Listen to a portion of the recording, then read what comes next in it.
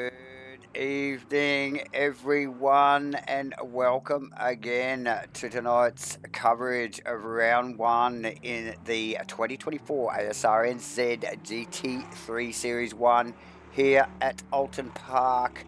Tonight is the first of this 8-round series, and as usual, we have the OG himself, J-Man. Welcome aboard for tonight's broadcast. How are you, my friend? I'm good, Davo, mate. What's the OG? Is that an old grump or is that? Yeah, mate. No, I'm fired up for this one, buddy. As Yep. you mentioned, round one, season 1, 2024. Yes, yeah, definitely. Yeah. First Oulton, for Oulton 2024. Park. Yep, at Oulton Park, 8-round series. There's a bit of a mix. We'll get into it a little bit later between the new super sprints and sprint and enduro rounds. But yeah, the boys are just about to go out for qualifying. We don't have any points to talk about, of course, because it's round one, J-Man. We're in Oulton Park. We're in the UK. What's the weather looking like at the moment, mate? Have you got any heads up on that for starters? Yeah, look, overhead conditions initially do look pretty good. Obviously, temps are down a little bit. Obviously, we are in the UK, so ambient around that 19 degrees with the 24 track. So you could, to be honest, probably call it pretty optimum conditions out there. And official practice did see some pretty impressive times out there. It did. So one would think that, yeah, albeit there's a bit of cloud cover, not so much UV on the track, and but still 24 degrees track temp, I would say, you know, is pretty good. I'll just bring up my data now and just see where we're at as far as yeah, we're already on an optimum track. So these boys have been out earlier in the weekend on the format and have laid down to rubber. Yep. So a good turnout tonight, Davo. Obviously, 28 drivers turning up for round one. That's not the full contingent, but it's not far off. Nah, that's a pretty solid effort, mate, here for round one. And we know not everyone is a fan of Oulton Park, so yep. Of course, we might have a few that are a little reluctant to join in the festivities tonight, but all the same, like you said, good turnout, J-Man. Actually, good sign-ups for the first series here in the GT3s at ASRNZ, J-Man. I think at the last count it was about 36 drivers signed for the series, for this 8-round series, and good response to skin submissions as well, J-Man, which is definitely worth a mention. So I think we got 33 or 4 out of those 36. That's an impressive stat, just based on is. You know, I guess, you know, for the admin team and the powers that be at the top end of town, as far as the brains trust getting going, I think that really determines what sort of season you might be looking forward to, because, you know, when there's guys and girls that are signing up and you know, putting the effort in pre-season to these skins, it really does show how keen they are to get into this. Yeah, well, it does show. It just, like you said, shows some commitment, doesn't it? You know, like they're in. You know, they're invested. They want a pretty car for the stream for the whole 8 rounds. J-Man, there's plenty of racing to be had here in season 1 here, like we already mentioned, a mix of super sprints, sprint and enduro rounds. So yeah, look, there's some kilometres to be had here, and yeah, we are looking forward to it, J-Man. Oh, 559 on an outlet accident down at the hairpin there. I think I see a yellow flag down there. However, I had picked up on Darren Green, Greenie in the 363 Aston Martin there, the car, and that is one of the OS Lamborghinis I see down at, I believe that is actually down at Shell Oil's corner, which is the right-hand hairpin. Darren Green is in the white Aston, and then the accident or the incident that brought out the yellow down at Shell Oil's corner was actually one of the OES Lamborghinis. I can't confirm whether it was, it possibly was it Ethan Carl? It could have been. Hang on a sec, I'll tell you. No, it wasn't So- Ethan Cale. Yeah, but anyway, And nonetheless, so these guys have plenty started cycling up. Plenty going on already in qualifying. Look, this is going to be a busy qualifying, folks. This a very short track, very flowy, so good high average speeds, and a pretty healthy field. J-Man, not going to be a lot of space out here in qualifying tonight, and we are already nearly halfway through it. So preliminary times, Chris Cooley, no surprise, one of the very late, if not the last registration for the series, up leading the board with a 32.4. Ethan Cale not far behind.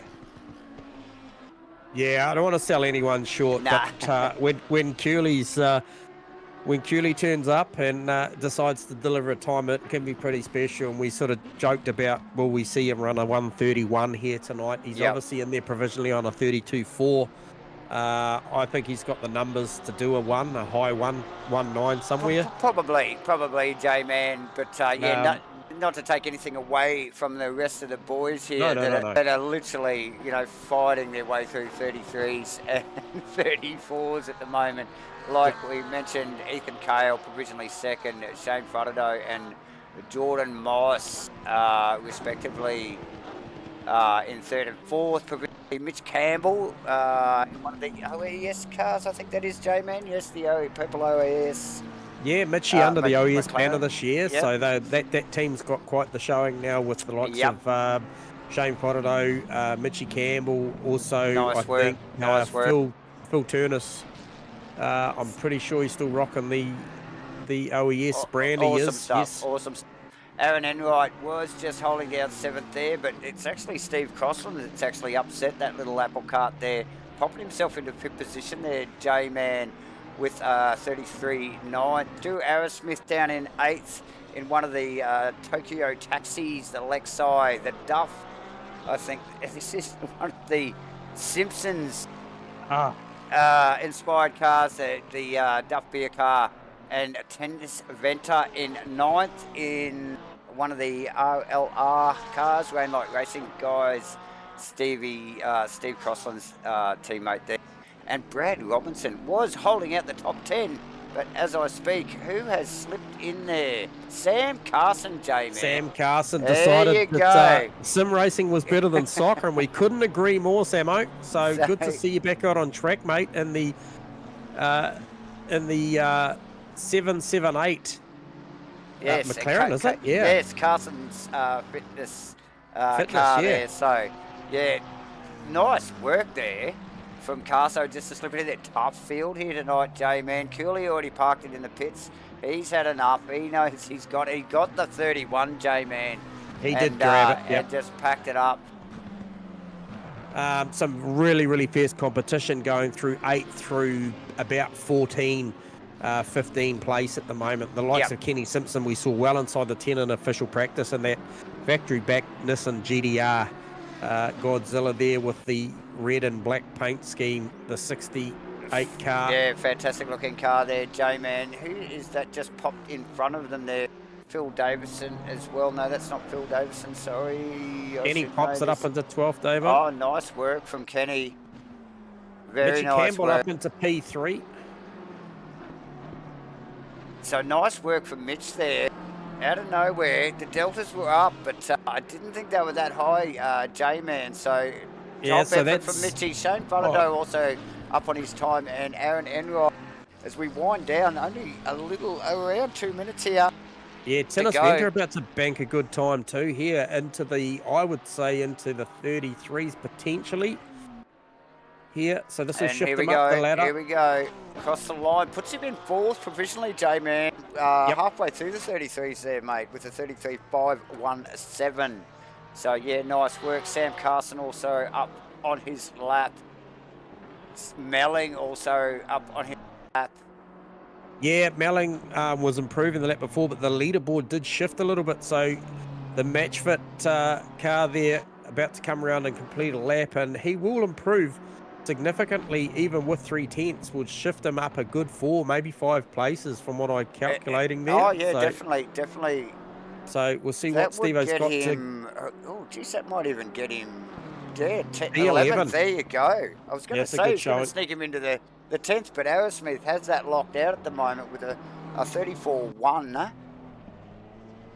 Yeah, so good lap there from Steve-O. He still managed to get out with a minute to go to bank another one. So this will be his final lap, obviously, with that minute and a half around figures lap there. So yeah, for Sam sure. Carson looking to improve. So is Stu Aerosmith, as you'd expect. Steve-O's pulled this one, just had a run wide as he came down through turn 2, 3 down into I believe that's Cascades heading towards Lakeside. So he's just pulled out of that one, but nonetheless, Sam Carson just crossed the line for an improvement up to P7 on a 33.752. Stu Aerosmith about to come round as he comes through. This will be Deer's Leap to across the finish line. Did he make an improvement? Yeah, he did on a 134, 132, but that just still maintained that 10th position, Davo. Yeah, look, tough a gig at the top here, J-Man. These guys are definitely working to stay in the top 10 at the moment. 6-car field. Damien Jones just looks like he's running in for a quick practice pit entry. Yes. To complete his Phil Turner still out on track. Carson and Crossan about to complete laps. Crossy had a couple of tenths up his sleeve, maybe 3 tenths. Yes. He's just dumped a little bit coming off the back, but there is an improvement. I don't know if it'll be enough. Not quite. Not quite. Carson's still on track, J-Man. Only just sneaking through the chicane on the back straight there and running up over the hill. Yeah, and it must be a valid lap because otherwise it would have already sort of morphed him back, I believe. Now, he's got a couple of tenths there. That could possibly put him in front of Tinus Venter. Yeah, that could pop him into 5th. Yeah, so here we go. If he gets out of here, all right. Oh, he's got another 10th up his sleeve now. Oh, tell you what, Mitchy Campbell could be under threat here. Mitchy Campbell could definitely be under threat here. Oh, and he there is. It is. I was about to say that OES with Ethan Cale, Shane Fodderdo and Mitch Campbell had locked out the one on the first row and then 2 on the second. But for Sam Carson, just with a late good lap there to just knock Mitchy Campbell back a peg. So Cooley in first, Ethan Cale from OES and Shane Fodderdo in third, Carso 4th, Mitchy Campbell 5th, Tinus Venter 6th, good showing, Jordan Moss in 7th, Steve Cross in 8th, Aaron Enright, solid qualifying, first one up for Aaron Enright in P9. Stu Aerosmith, as you mentioned, Davo, held down that P10 for the better part of the last portion of that qualifying. And then a great effort, Steve Melling, Vaughan Martin, Rusty Shackelford, Lucas Saar, Nev Shields, Damien Jones, Brad Robinson, Kenny Simpson, Phil Davison, Darren Green there for 20th. Might take just this little moment just to, before we get into some race details, just to welcome back the likes of John Carter, Ethan Cale and co. We have seen these guys before. Good to see them back on track, but also a shout out to our newcomers, the likes of Scotty Rivers, Zach Hickford, Hunter, obviously Darren Green. Who else have we got new on the scene? Obviously Tinus Venter. Good to see Crossy back. Yeah. Chris Curley as well. Chris Curley. The alien at the top of the list there, you see, ladies and gentlemen. But a few new guys in there, Jamie. Welcome aboard, everybody. Yeah, 100%. So really good showing, as you mentioned, Mr. Falconer. Good to see you live on the stream, mate. But yeah, great showing here. 28 cars out in the field. Now 28 tonight, cars. Nice work, guys.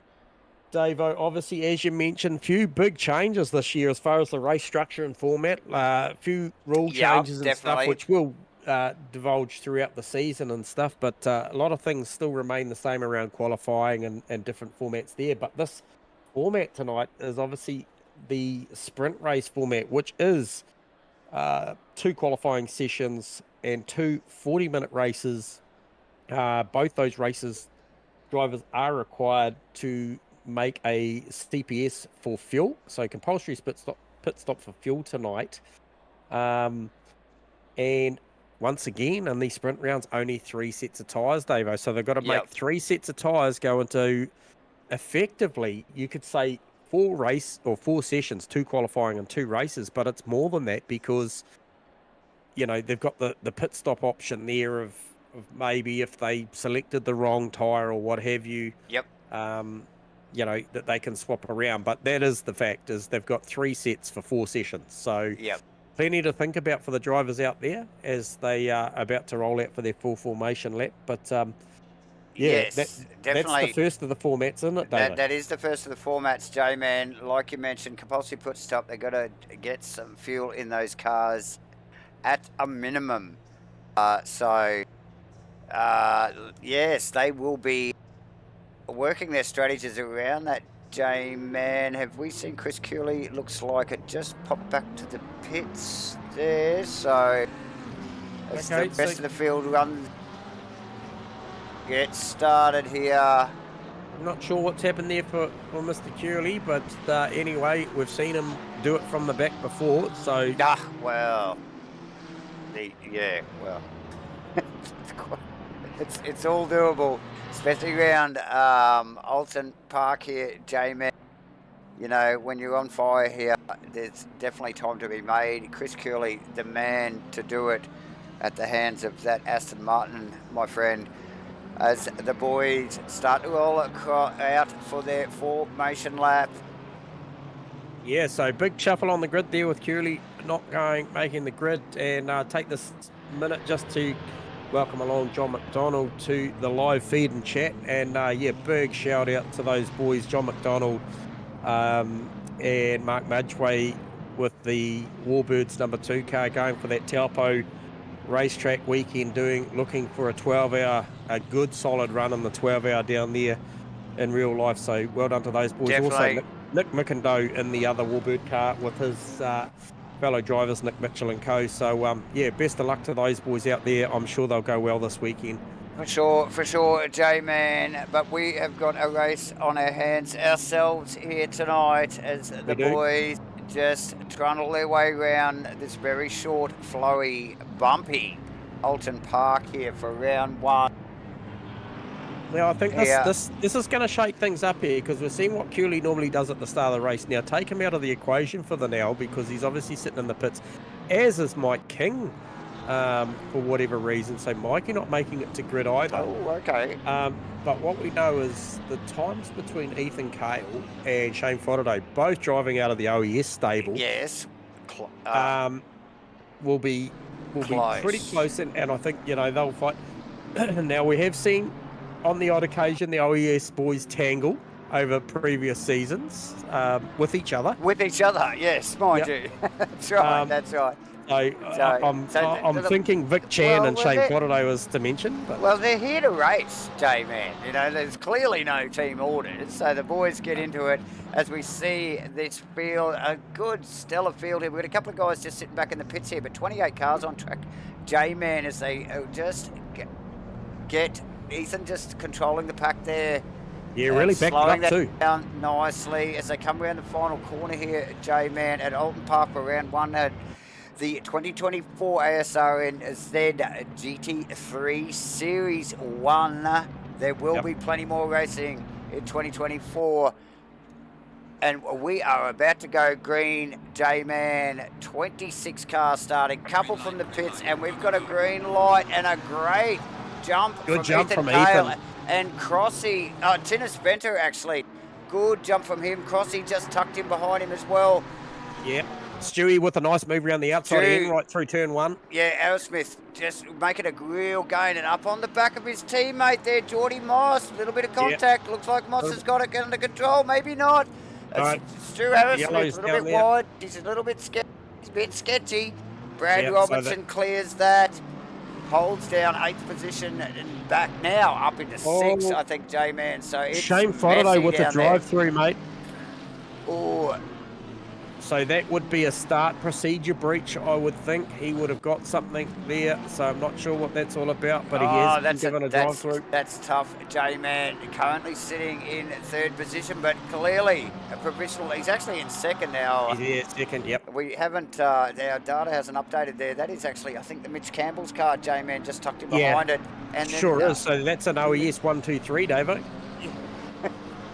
That's right. Sam Carson and then Tennis Venter and Steve Crosland. So we got a Rainlight Racing lockout there in 5th and 6th. Aaron Enright, first of the breakfast crew, boys. That's in clear air in lap 1, mind you, here at Oulton Park. Unbelievable as the rest of the field start to shake it out. We've got Damien Jones and Neville Shields.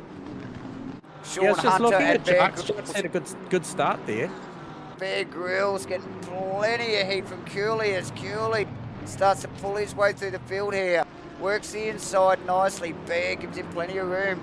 Next cab off the rank will be Sean Hunter for Cooley, and he will make short work of that, J-Man, as the boys will want to stay focused. And so we saw someone else go to pits too, David. I'm not sure who that was. Was Kenny Simpson's decided to get that official stop out the way? Okay, so pit stop as windows is pretty well from the end of lap 1. So these boys can use that to their advantage or disadvantage, J-Man. So yeah, look, let's watch that. Yeah, look, Oulton, Ethan Carl's checking out. He's got 1.8 seconds over Mitchy Campbell. I think he needs to, Jay.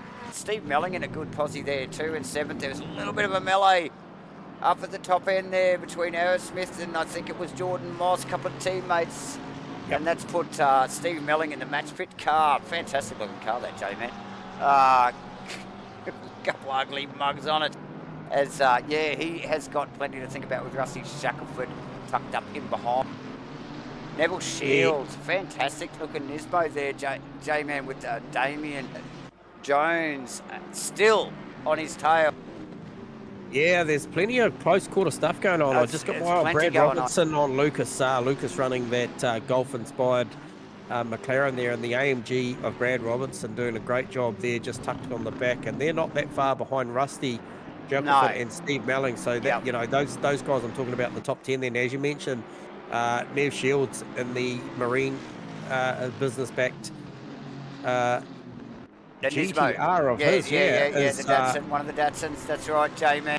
And we've got this stuff going on down the back here, as we just see. I think that's Jordan Moss just disappearing into the pitch, J-Man, but I'll pick it up on Sean Hutton, Phil Davison, Bear Grylls, and Aerosmith just in the background there. But I saw, sure, it was Jordan Moss in the pits. It was, mate. He's gone to make that stop, obviously looking for recovery as we see Rusty Shackelford actually in the grass and losing positions in one of the leg side there. So a little bit of off-track excursion, easily done down into 3, I think they would call that, J-Man, the left-hander. So easily done. I tell you what, Mitchy Campbell just got the chicane not very well there and actually just lost some ground to Sam Carson, and Tennis Venter's the guy on the move, also starting to apply big pressure to Sam Carson. Well, now he's applying pressure to Mitch Campbell. Oh no, it is. Oh God, those cars, they've got very similar colours. It is Sam Carson's car, and Mitch Campbell in front, J-Man, and then they have the Rainlight Racing boys. It's tagged on the back of the two Porsches, and so we saw these guys actually last week just run in tandem quite a lot. So clearly running a very similar setup. Two talented boys, so they're running hot at the moment and about to apply the bow torch to the back of Sam Carson. Lucas R and Brad Robertson battle has not gone away, J-Man. Lucas in the golf-inspired McLaren there with the big Merc breathing down his neck there. Yeah, Cooley with a lightning pass to turn 1 on John Carter, who's no slouch. So that was very, very quick. So that sees Cooley move up to P13. But yeah, P13. And Shane Fudderdo would be, I think it's Damien Jones would be the next cab off the rank for Cooley as he rapidly moves through this field, J-Man. Like you said, starting from the pit lane. And we got 3 Datsuns in a row. Nev Shields, Shane Fudderdo and Damien Jones, and they will any moment have the Aston Martin of Chris Cooley breathing down their neck. Again, we got to get back to this. Lucas Saar and Brad Robertson, a little bit of contact there going into the chicane there, J-Man. They've gathered it up. That is an out of position. I think it is a Bear Grylls car. No, it's not. It's not an out of position car. That is Steve Melling. Steve Melling, in the BMW. Just up in front. But they're not doing their race any favours with the contact. Just tucked in behind there. We'll just go back. Neville Shields. Neville Shields on Fotado. Oh! That's Fotado on Shields, mate. That's a recovering Fotado. Had the drive through. However, unfortunately, his pain's not going to end there because he has not made his official pit stop with that drive through. Obviously, can't that's right. Tip that off at the same time. However, 10th is his current position, so he is inside the top 10. Yeah, not too shabby at all. J-Man back to the Brad Jones just quickly. Yep. Brad Robinson, should I say? Yeah, so he's just stretching out a little bit from Lucas Saar now.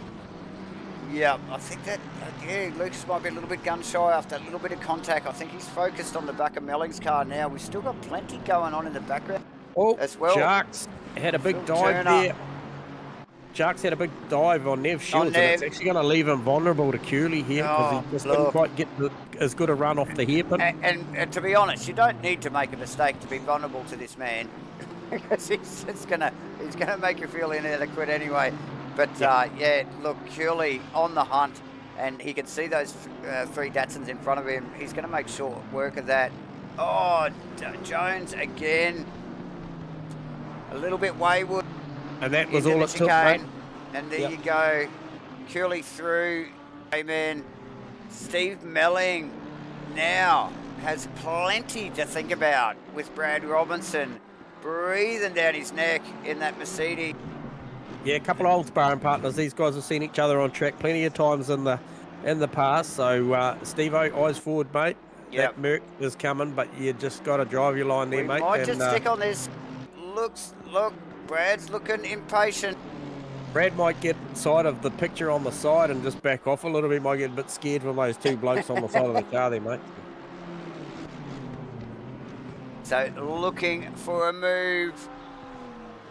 So Cooley already rounded up Nev Shields also. We saw him make that move on Damien Jones, and he's already grabbed Nev Shields as well. So maybe happened pretty quick. So I'm just wondering whether Nev actually got out of the way.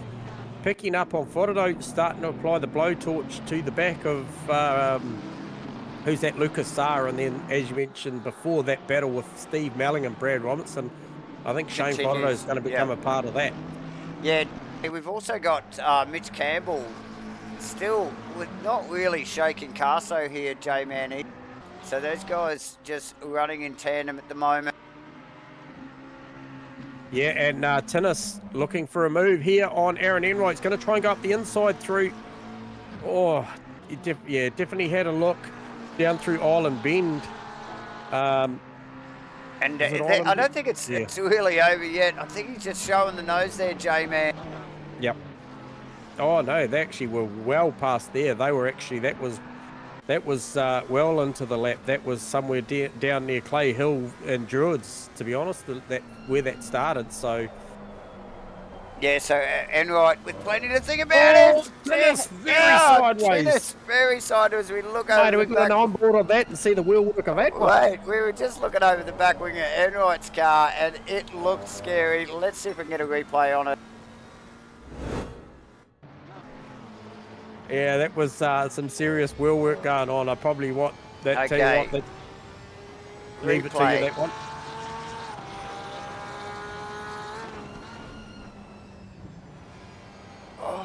Just got in a little bit late, J-Man, I think. And then it just come around on him like it was. I think it started at definitely started at the entry, and then he gathered it up. Now what that's done is that's incentivized.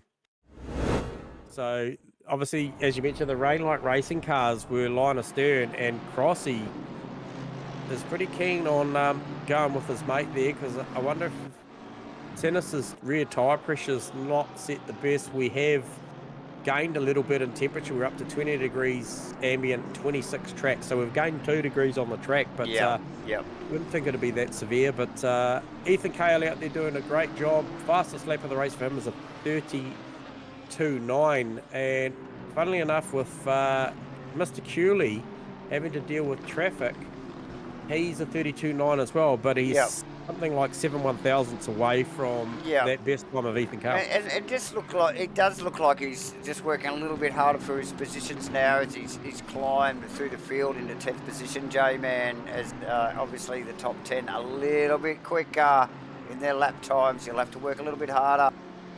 Yep. Vaughan Martin's still the first of our pit stoppers as we just see Damien Jones peel off to pits to make his official stop. I have got my eye on Vaughan Martin to see where he pops out once the likes of some of these other guys do go in. So Cooley now on the tail of Shane Fuddido, J-Man. As is Brad Robinson on Steve Melling just up there. Well, I don't think that's actually ever stopped. So no. These guys are just going hard at it. Like you mentioned, that Crossland actually a round venter as well. Just a quick update on that little battle, J-Man. They got that done, so we'll get just back wonder to whether Tinnis's tyre's just not in the best spot because he's a bit nervous at the moment. It does look a little bit nervous, J-Man. As we just jump back onto this Melling-Robinson battle, you can actually see the Fuddido Cooley thing going on behind it there, J-Man.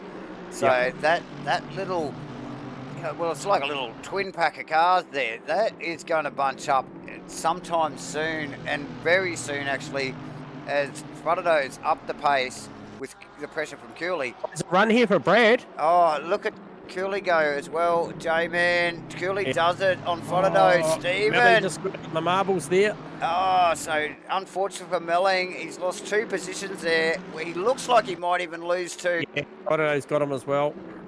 Fuddido sneaks through there. So keeps the car pointing in the right direction, J-Man. Good call from Stephen. Good cool head. Could have been a lot worse down the end there into the final turn. And now we've got Brad Robinson with all sorts of pressure. Yeah, just looking at the car placement there from Cooley, he's just been able to put that car either side of the race line on the way into that onto that left-hander coming down the hill there. He was just trying to search for maybe more traction coming off the corner to line up Brad, but didn't come to anything there. And Steve-O's recovered nicely actually after that little bit of a run wide and just tagged on the back of Shane there. So yeah, so nice work from all the boys so far. Good clean up the road from Mitchie Campbell. Okay, up the road. Yeah, must be a lap car. No, it must be a lap car. There's another car up there. I'm not sure who that is. Okay. Aaron Enright finding himself now with a bit of pressure from Steve Crossland as the battle for the the podium begins, J-Man. Ethan Cale currently leading the pack. Mitch Campbell in second, Sam Carson in third, but Enright now he's going to lose his focus on the chase for Sam Carson as he has Steve Crossland and his teammate Tinnis Vetter not too far behind. And Brad Robinson holding off Cooley for one more lap. Brad Robinson definitely holding off, looking a little bit loose in the one there, J-Man, as I think we see someone just pop out of the pits there. Yeah, who was that? Red and white Porsche by the looks of it. Cooley a little bit wide out of 3. Headlights ablaze in the Aston, looking for anywhere to get past Robinson. Robinson a little bit loose on the exit there with the kink, and that's all it takes. Yep, he just pounced on that one. I thought he was defensive, but as you mentioned, he was a little bit wide, and we've just seen the Grove Porsche, and that would be, the Grove Porsche would be Hunter, Sean, and he has gone around down at the hairpin. Oh, yeah, yep. He's just trying to get that thing going again. Yeah, yep. I just wanted to see whether there was easily done, J-Man. Because Melling was behind him and hopefully he didn't get caught up in that. So I'll just have a quick look at that for you, let you know what happened down there. So he was out in the marbles, got into the tricky stuff, lost it, and managed to avoid everybody. Well done.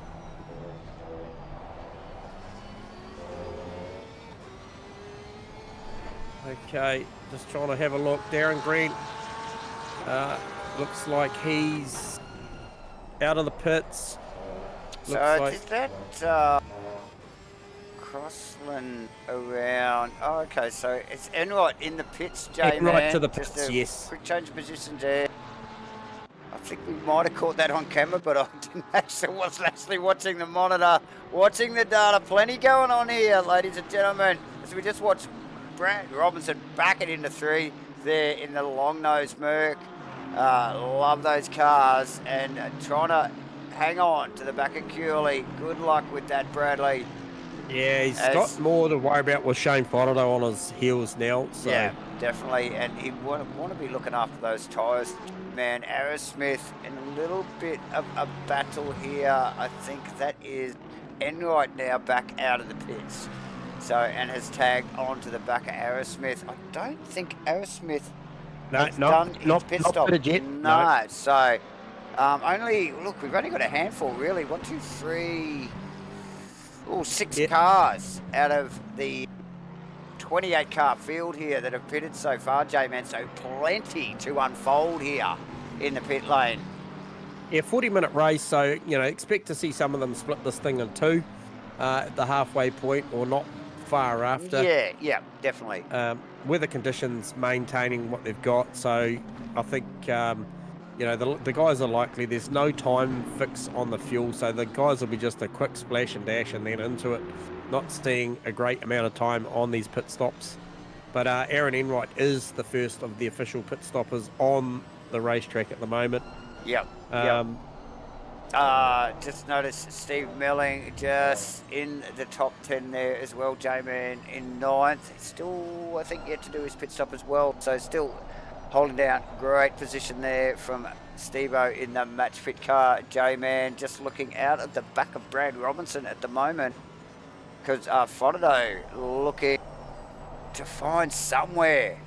The Merc's straight line speed is just spectacular. It is very, very good. You're right. We might just get out of the back of Shields because I think he has John Carter. John Carter pass. Oh, okay. We might get a replay on that. We might get a replay on that, Jamie.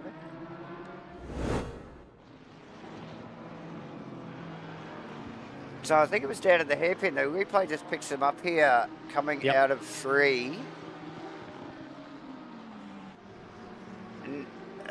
They're not looking like he's doing anything wrong, but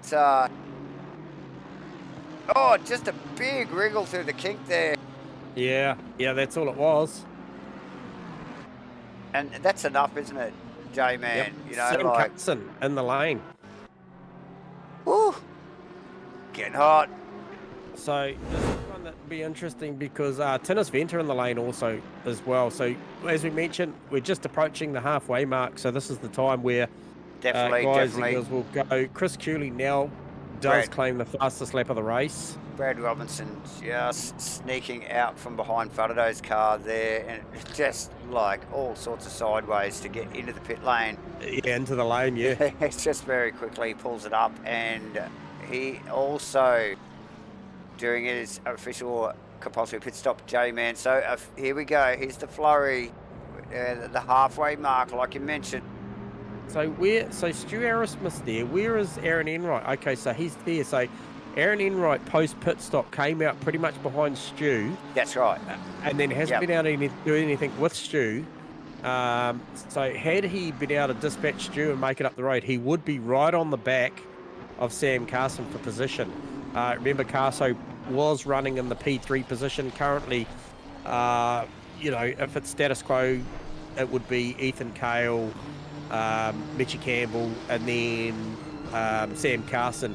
However, Chris Curley has made his way up to 4th from the back of the grid, so he'll have something to say about that in the next 19 and a half minutes. But so Aaron Enright's still doing a good job, but probably needed to go with Stu there. Yeah, definitely, J-Man. Another little group of cars just to keep an eye on here. It's Phil Turner. Oh, that is Damien Jones well off the circuit. It was Phil Turner with Kenny Simpson applying some temperature. We had Damien Jones and Jordan Moss, but we'll get a replay on Damien Jones going off there, J-Man. Yeah, it's a big off. So Jones in third in that pack at the time. In behind Simpson. Down into the kink here. Now we've seen a couple of mistakes. Oh, and just gets off the throttle. J-Man, how did you read that one, brother? Oh, I'm not sure. Not sure. It was just a timing thing. I think we'll leave that to the stewards post-race. However, definitely. I just saw Stu Arrowsmith come in with Nev Shields. Linus turn. Stu made up some on the pit entry and then actually stopped in the fast lane and had to back it up to get his pit stop. No. So yeah. I'm just wondering whether Stewie is actually going to come out of here. He looked like he looked like he backed up again before he took off then.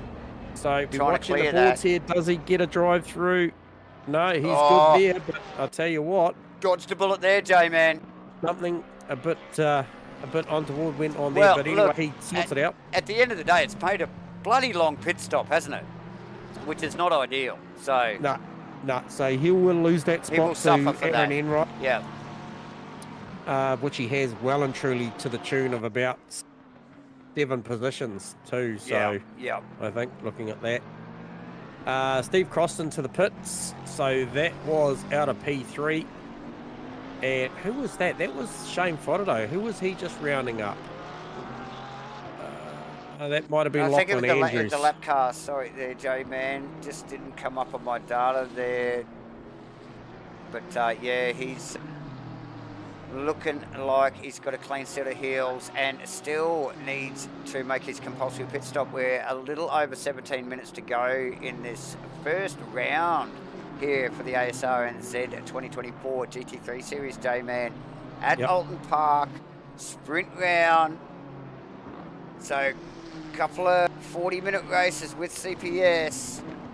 Where did Crossland come out? Okay, so Crossy's come out. Where that is. Where did that land? He's come out behind Carso. Oh yeah, that's not a bad effort. Now Carso's pitted as well, so he's in good stead there. Venter also has done his CPS there. He's a couple of positions behind J-Man. Yeah, P11 provisionally at the moment, but still got the likes of Lucas.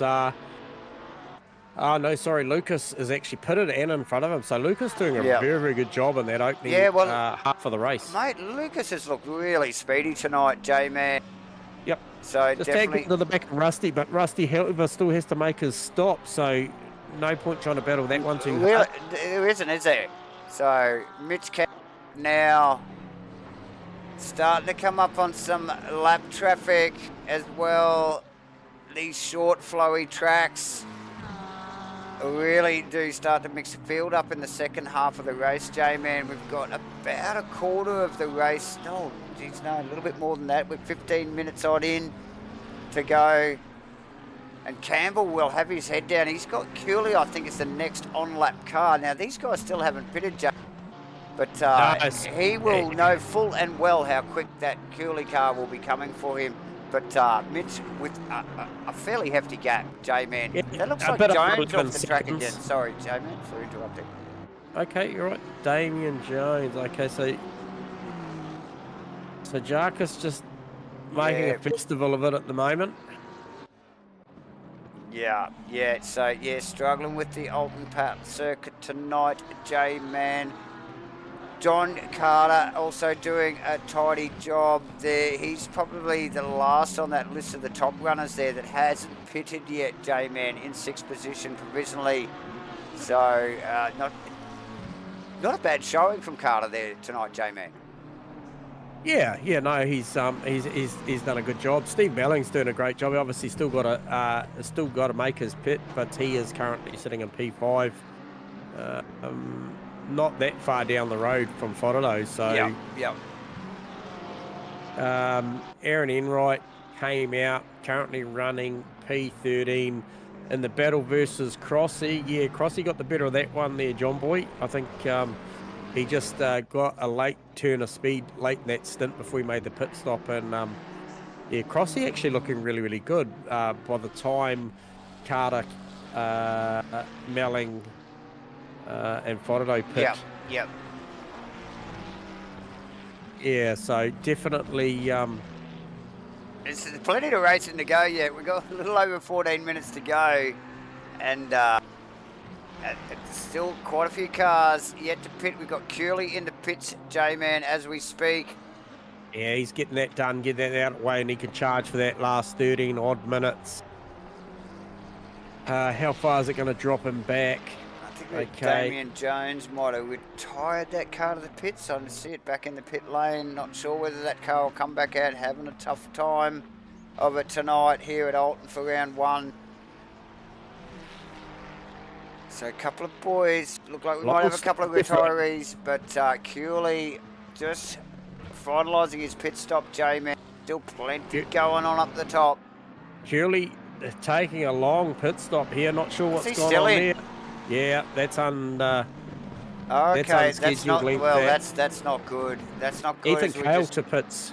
We just picked up on Rusty Shackelford, unpitted with Lucas Saar and Tinnis Venter. Just tagged on behind him. Now, obviously, Rusty will have to pit. Now, we have seen that car off track, pointing in the right direction, however, but off track already once tonight. So, yeah, lost, no doubt, a little bit of track position. And, yeah, he's going to have plenty to think about pretty soon, J-Man. Or does he just get out of it and get into the pits and let these boys... John Carter, Sam Carson. It is on. Oh, no.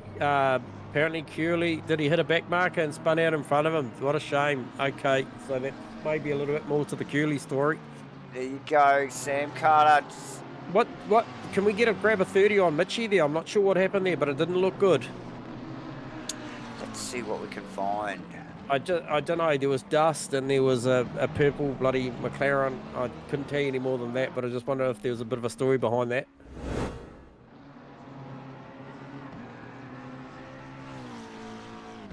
Okay, who's that he's chasing? Yeah, into the bloody chicane there on the back section of the track. Just runs deep. No damage. No. Just cleans the tyres, cools them off a little bit, and he's back. It's the John Carter, Sam Carson battle here that is running hot, J-Man. Yeah, and look, Carso having a real good look on see here. You better believe it. Carter definitely showing his intent, J-Man. All sorts of pressure on the back of that Lamborghini from Carter's McLaren. These guys going hard at it. Carter had to come in, J-Man. Fodado, another one. Shackelford, another one that needs to still come in. Okay, so no real fight there because obviously Carso was already stopped. So, yeah, so I tell you what, I'll be interested to see. Surely Rusty's going to come in here. Where is Mitchie Campbell? Okay, so that's the Rusty Shackelford car now just peeling up as well, which leaves the Lucas Tinnis Venter Brad Robinson battle to continue. Yep. And that is a hot battle, actually. Rabbit a little bit back from probably where he'd like to be. He looked like he struggled with the Merc a little bit pre-pit stop. So... let's just hope he's got the pressures dialed in for the run to the finish. A little over 10 minutes to go here as we see the 707 car of Tinnis Venter starting to apply the blowtorch to the back of Lucas Saar. Of the Golf liveried McLaren of Lucas Saar, J-Man. Now, and Crossy, I was just going to say, where's Crossy? I thought he was in front, and he is. He's in provisional 5th at the moment. Which will become 4th once Shane Fodado makes a stop. Well, and this Tinnis just makes a move on Lucas, goes in well deep in the Porsche. It's not over yet, J-Man. No, this is going to be a battle. Run up there. Invitation to Brad Robertson here. Oh, look, Brad's all over it. It's on. Lucas looking in the mirror. Lucas. Oh, here we go. Little hip and shoulder rubs Brad wide. Brad smartly gets out of that. I think he could see. I think Lucas was a little bit distracted, looking in the mirror. Got off track a couple of times. Brad could see it happening in front of him, so he just sort of eased off there. And look, thankfully so, because that could have ended up a lot worse there, J-Man. Sorry, David. So Mitchie on here. Yeah, this is for Mitchie position. and Carso. Now, Mitchie's car looks damaged there, J-Man. Is that the bonnet up on that car? Or is that the paintwork? No, that front of that car looks damaged. So I can't see that thing going too... At the moment, Carso. Now, we've seen this go... These guys have been at it all race. Yeah, bonnet's definitely up or the splitter's down. One of the two. It looks like the splitter's dropped A. So, but yeah, this battle has... Yeah, definitely. That is a busted crab if you've ever seen one. Yeah, dealing with a bit of understeer through the chicane there. Yeah, he's struggling. Is Carso just sizing him up, ready for the move? Mitch still no slouch in a well-damaged car there, J-Man. A little over 8 minutes to go. We might just poke it up the front here. Get the cameras up to Ethan Cale in the Lambo. Yeah, he gets that bright orange and purple Lambo 52 car absolutely singing around the lap. 33, yeah, nice work. 32.910 is his best lap. So that is a good lap. Yeah, nice work there. Clearly, the stream team does not have that skin installed correctly because that car looks black to the rest of the viewers. But just behind that is Shane Fuddido, J-Man, in the Datto. These guys not too far apart, eh? So, a little bit of a fight to go on there, but Fuddido is still to pit. So, is there a fight? No, there's not. Mitch Campbell, Sam Carson. It's Carson's off. Carson gets it wrong. He's going to be vulnerable here to Steve Crossland. Let's get a replay on that, J-Man. Gets the job done. Late drama here. So we'll just get out. We'll get out of Carso's car actually here, J-Man, as they come down through the kink here towards the hairpin. Yep. Okay, so Mitch deep on the kink. Are you getting the feed there yet? Oh no, you got a slight delay on me there, J-Man. Yes. So he just wasn't that unfortunate. Deep. How awkward did it get? No.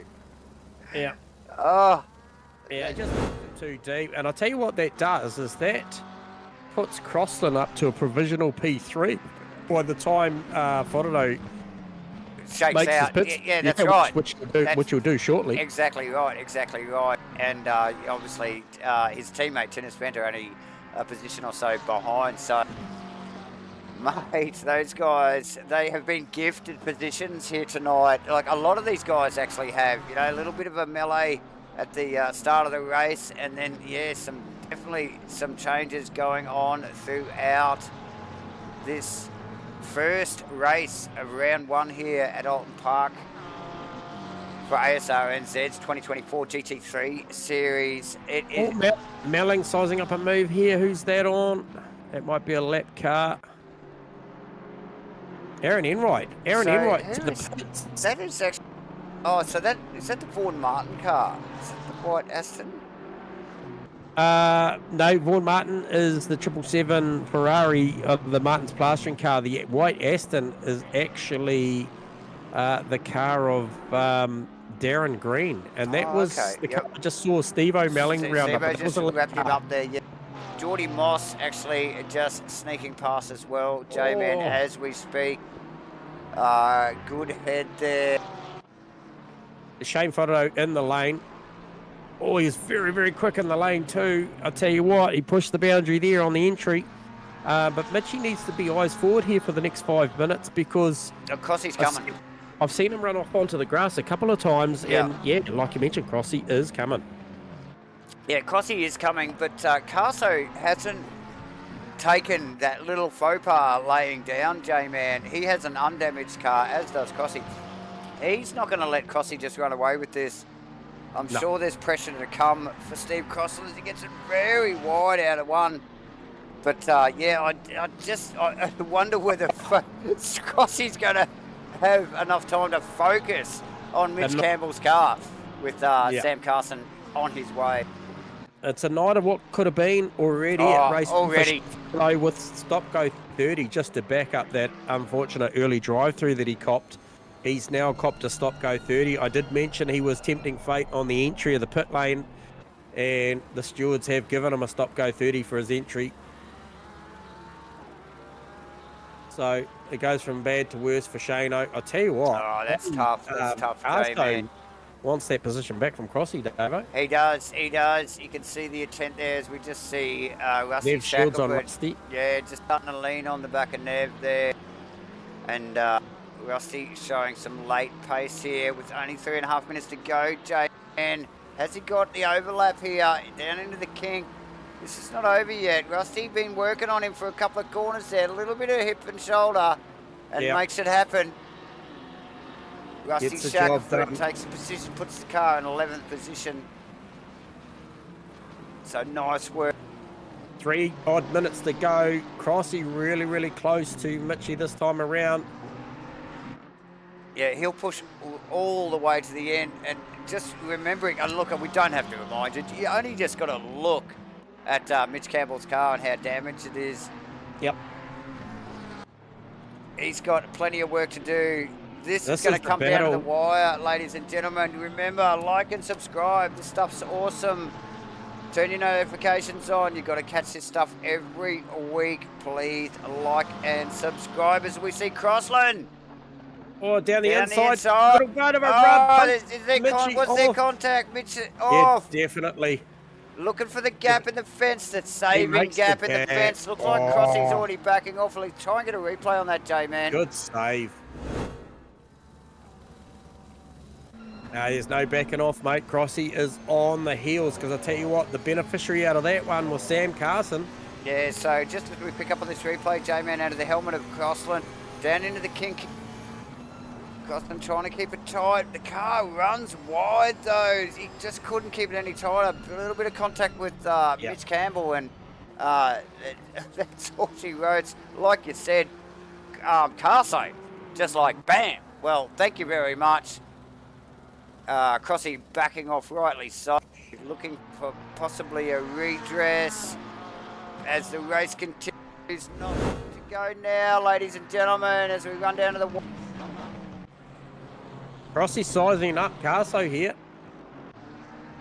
They'll only get, where is Ethan Cale? Okay, so potential for one more lap after this one, I believe. I think, yeah, looking at it, they'll make one more because Ethan Cale has just come out. He's heading down to the chicane there. So out of Britain's up his Hilltop up to Hislop. So actually he's just coming down there now. So yeah, they'll comfortably get another lap in. Yeah, another lap round here is not much of a stretch, is it, J-Man? But here, look, that's. It's easy for me to say, isn't it? I'm sitting up here in the comfort of the commentary box with a fridge full of beer, and we are just loving this stuff. J-Man, these guys are probably more than happy, or most likely more than happy to get out of these cars immediately.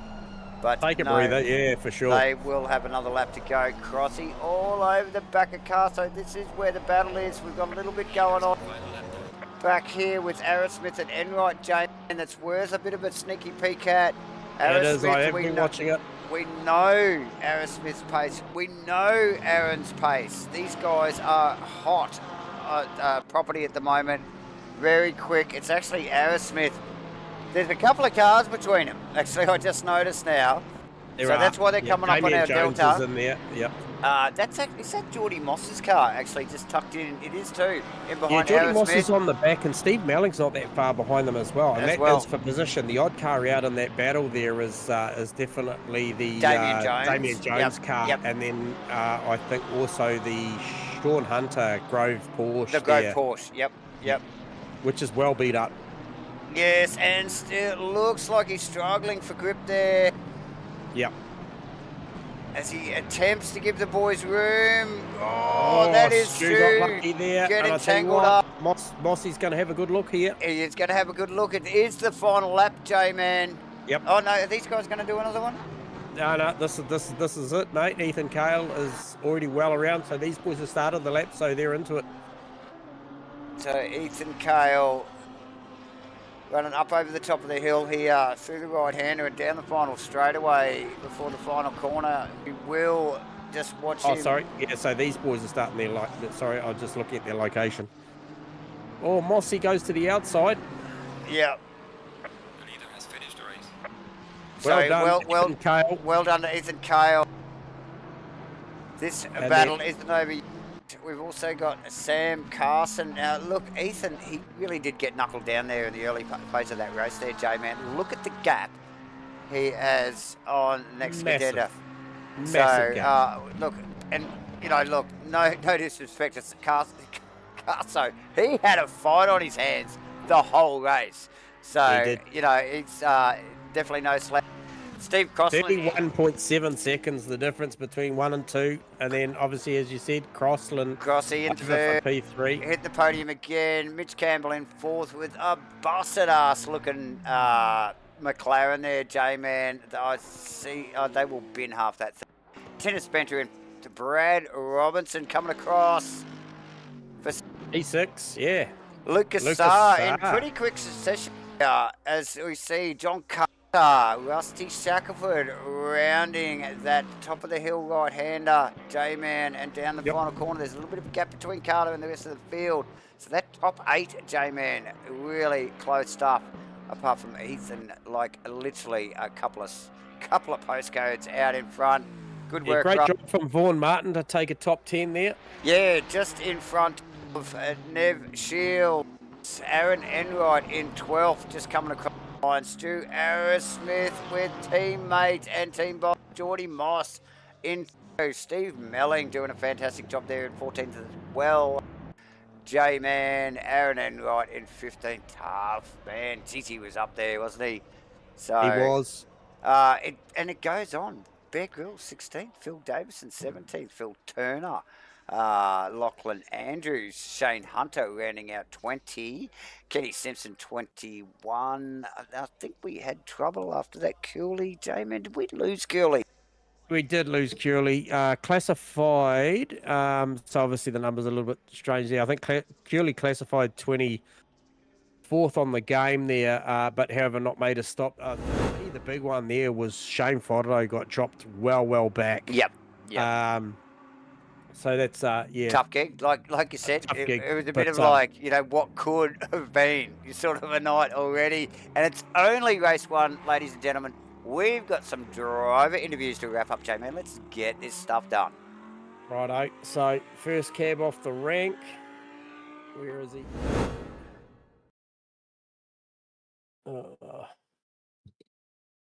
Sorry, the list is big. The list is big. Here he is. Steve Crossland, I believe, was P3. Am I correct? Correct, you are. All right, well, J-Man. Mr. Crossland down. Steve, you got us on comms, mate? Hey, boys. Hey, mate. Well done. P3. Great race. Busy stuff out there, mate. Give us a bit of a analysis of how that race went for you, mate. Obviously, we saw it, but how was that for you? It was good. Just with the mentality, don't die. I was just waiting. I actually let teammate through to let the guys in front just battle it out and try and slow each other down. Yep. And it seemed to work. So a few of them fell off, and I was gonna pit, and then I was right behind Aaron, caught up to him, and I was gonna pit, but he beat me to it. So I just stayed out, and in the end, it looked like it paid off for me a bit better than him. But then I think Carson got me in the undercut as well. I'm not sure if he was ahead of me, actually. Oh, no, Carso got you because there was a little bit, you and I think Mitchie got tangled up towards the end of the race there, and Carso was sitting right behind you. He just grabbed you down. He snuck by you. He snuck by you. Yeah, Island Bend there when you guys sort of come together, I think it was, or somewhere down there, and then he picked your pocket, and you guys obviously battled pretty hard after that. But that opening stanza, Crossy, I'm not sure whether you share comms with Tinnis on a private chat, but was he almost looked like obviously once you let him go, he looked like he went into some tyre troubles on a few exits, and man, you got the job done back past him and sort of stretched out from there, and pretty good pit stop too, mate. Yeah, the pit stop was smack. I didn't realise you could take so little fuel. Actually, it's been shortened. I thought it was going to be like a 25-second. Yep. So Not I in mean, this as it was, it only took me about 9 or 10 seconds anyway. But I probably lost a few in that. But yeah. No, well done, mate. Great Outstanding effort. Pretty tough field out there, mate. So anytime you get on a podium, you've done a great job. So well done, Crossy. And, you know, fingers crossed, mate, we get to talk to you in another 40, 50 minutes. I hope it becomes a habit. Yeah. Nice work. Good on Think you. positive, Crossy. Well done, mate. We'll talk to you soon. Yeah, don't cheers, die. boys. Don't See ya. die. Cheers, Just mate. keep that mentality. Okay, Steve Crossan, ladies and gentlemen.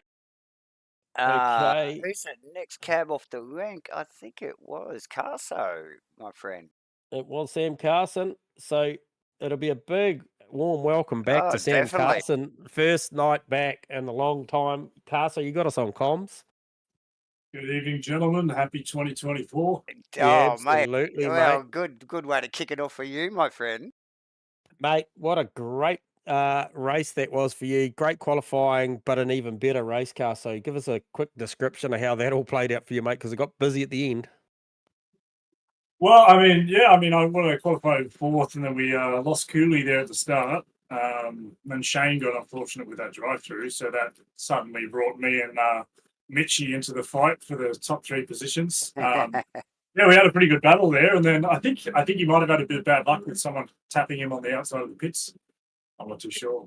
Yeah, I think there was definitely a bit of paint exchange there, and we'll leave that to the stewards, mate. Yeah. But you probably called it pretty accurate there, Samo. So, but hey, nonetheless, we haven't seen you for a while, so that's an outstanding job to come back and poke that one up on the podium. Yeah, so looking good for tyres, mate. Obviously, 3 sets of tyres. We haven't talked too much about that tonight, but obviously you got to make some of these tyres work twice. You're good with that? You got a strategy up your sleeve? Yeah, I'm thinking I might just use a set for the qualies, and a set for each race. So Okay. This one I'll probably go out on a used set of quali tyres and see what I can pull off. All good. And yeah, we'll see how it unfolds. Good stuff, mate. Hey, if it all goes well, we'll be talking to you again shortly. Well done. Go and chase that Ethan Cale down, eh? Yeah, that's a big one. Nice Right, work, so Carson. good talking to you, pal. So there you go. Sam That's, Carson, ladies and gentlemen. Yeah, Sam Carson, P2. That's a great effort. We shall grab the next guy here who absolutely was dominant with the absence of Cooley, and then this guy just lit the wick and off he went. Ethan Cale, you got us on comms? G'day, boys. How are we?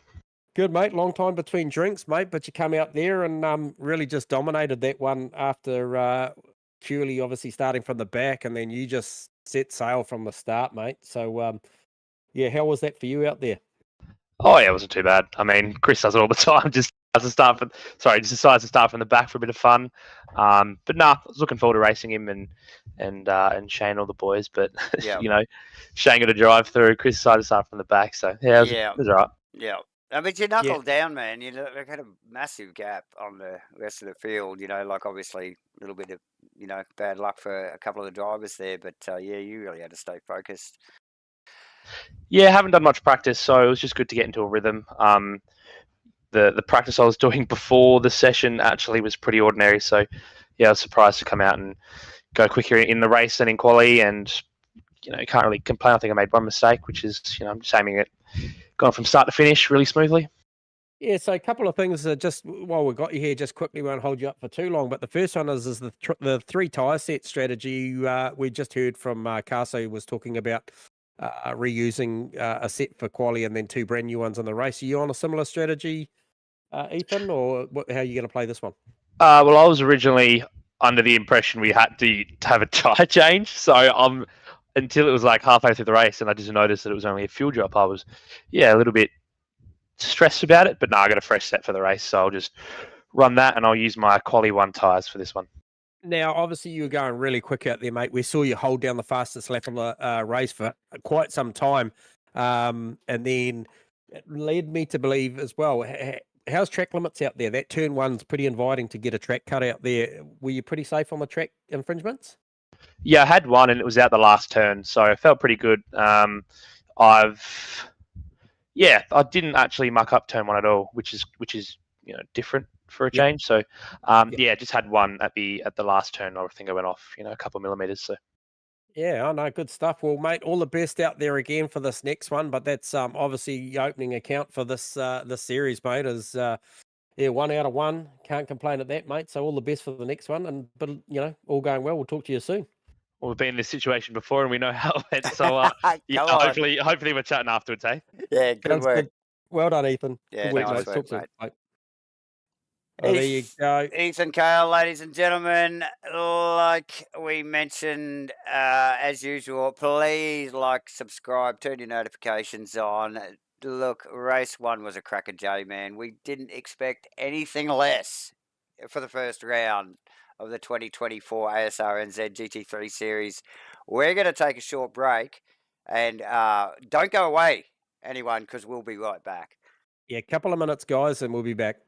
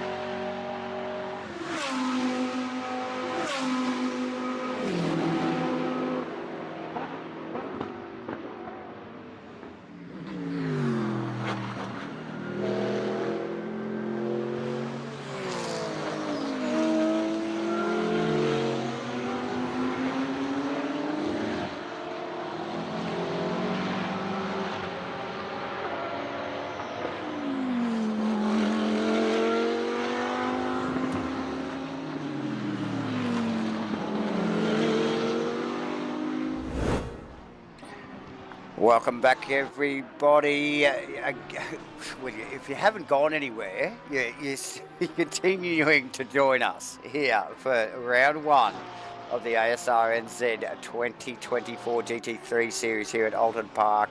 It is round 1. The boys are out in qualifying for Q2 for race 2.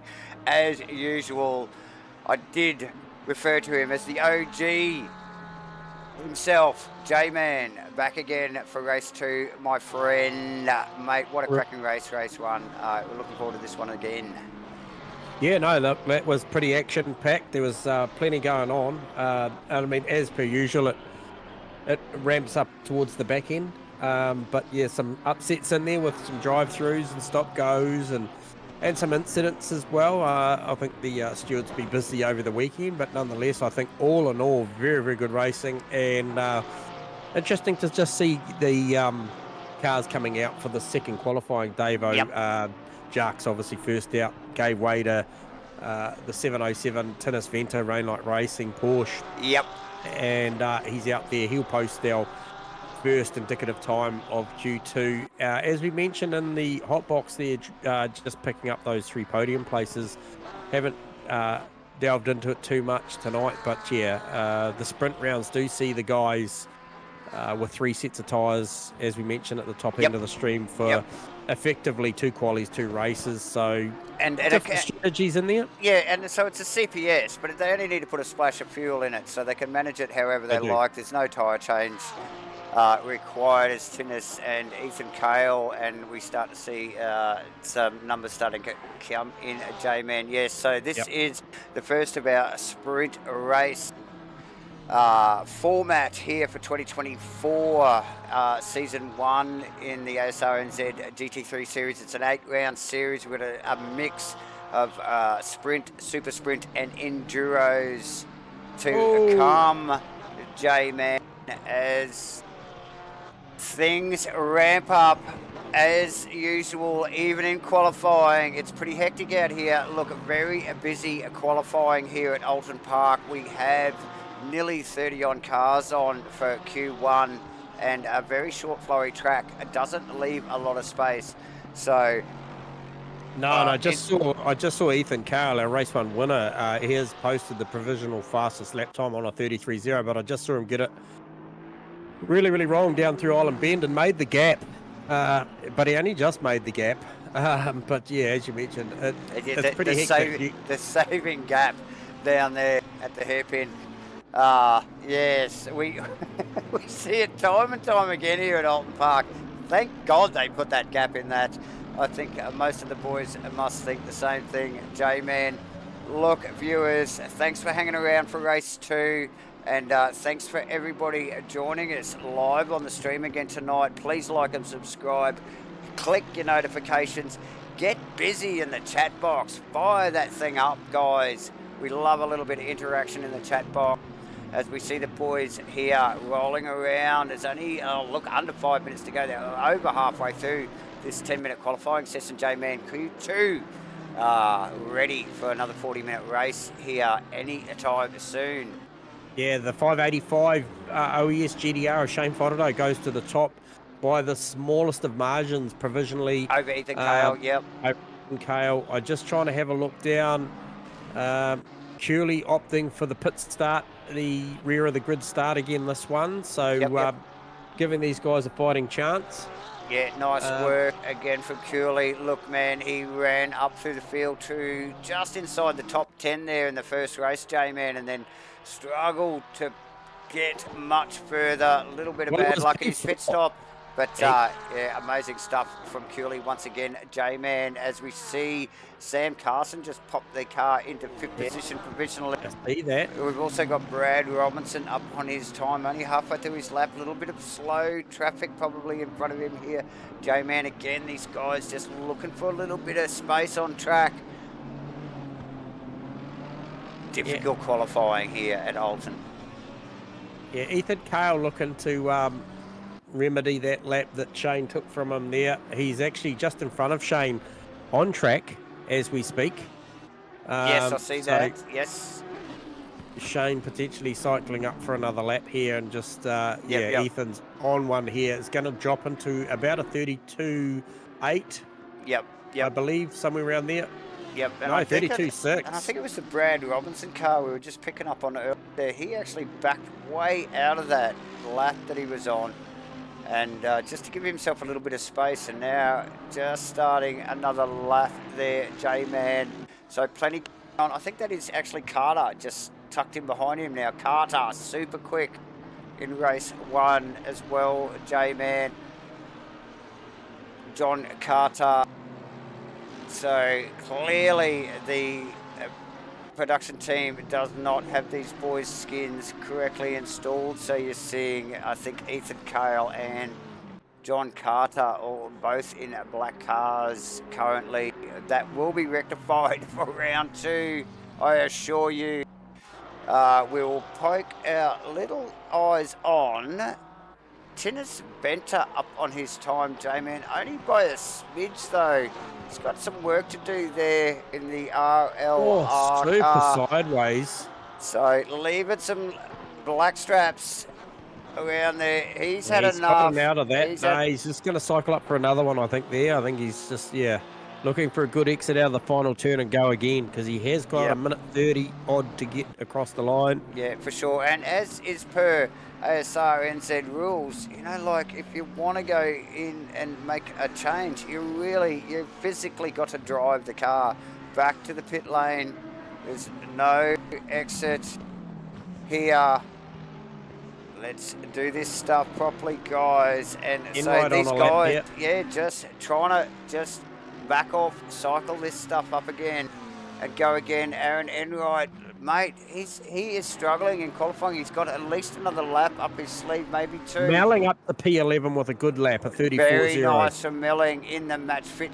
Brad Robinson again, J-Man just flashing on our deltas here. Damien Jones also just flickering on the delta on my screen as well. 1 to Watt. But Brad Robinson in the big long-nosed Merc here. Glorious sounding car. Yeah, top 3 have given this away. Ethan Cale, Shane Fodero, Jordan Moss have potentially done enough on a 32.6, 33.0 and a 33.1. Respectfully, that is your top 3 qualifying times. Mitchie Campbell's still out there. Not showing on my delta, green on my delta though, J-Man, and they are running out of time rapidly. Yeah, I don't think. I saw him up a 10th at the moment. He's up a 10th again, but look, he needs a good couple to switch sides with Jordan Moss, but he needs a little bit more to knock Shane off that front row. He's going to have to break a 33. He's going to have to go 32.9 to make it. But Shane and Jordan are very close in times there, J-Man. So, you know, with the right lap, anything's possible. Brad Robinson with 3 odd tenths up. That might pop him in front of Tinnis Benter there, J-Man. Oh, just in behind. Yeah, in front of Crossy. So splits the Rainlight Racing boys there. Crossy's still on a lap, although he's just lost it down at the chicane, so he's going to board that one. Vaughan Martin just bettering his time, giving him a couple of positions, popping that Ferrari into 18th position, J-Man. Yeah, this was a top 10 finishing car in race 1, so P18, he's got a lot of work to do in race 2. As we wrap, that is a wrap. I'm thinking there, J-Man, qualifying 2 here for round 1 at Oulton Park in the 2024 ASRNZ GT3 Series 1. The boys land on the grid. We've got a little short wait time, J-Man. How's that weather looking? Pretty much same old again. Yep, same, mate. We've got good conditions out there at the moment. We've got a couple less cars on the grid. I believe we've lost Zach and one other, so I'm not sure. So I think it finishes out. You can see the black Aston Martin off the back of the grid there. That is Chris Curley starting off the back for this one, and then we work our way forward. But yeah, well done. Race 1 winner Ethan Cale takes that whole lap. Yep. Yeah, takes it by a good 0.4 of a second over Shane Fodero. So he'll share that front row with Shane. We saw in the previous race, Ethan really timing the start well in that He did. in that Lamborghini He to did. walk that Nissan. Yeah. Yeah, no, had the jump, had it in the right gear. Like some of these cars do start better than the others, don't they, J-Man, in the rolling start. So the Yep. Lambo definitely making it happen there. And from the outside, so really needed to get on it. And it really didn't look back. You know, like Cooley had beating him you know, had polled in the first qualifying, but he knew he was going to be coming, so really had to knuckle down and you know keep the focus forward and pretty well just did that, didn't he, mate? And pushed forward when, like you said, there's just so many ups and downs throughout the race behind him. So yes, the could have beens, I think was one of your words. It's a race of the could have been. So what could have been? Yeah, for me though, at the moment, obviously the key protagonists they're all up there. The Ethan Cale, Shane Fodderday, Jordan Moss was doing a better job in this quali. Mitchie Campbell, Sam Carson, Tinnis Fender, Brad Robertson, Steve Crossland.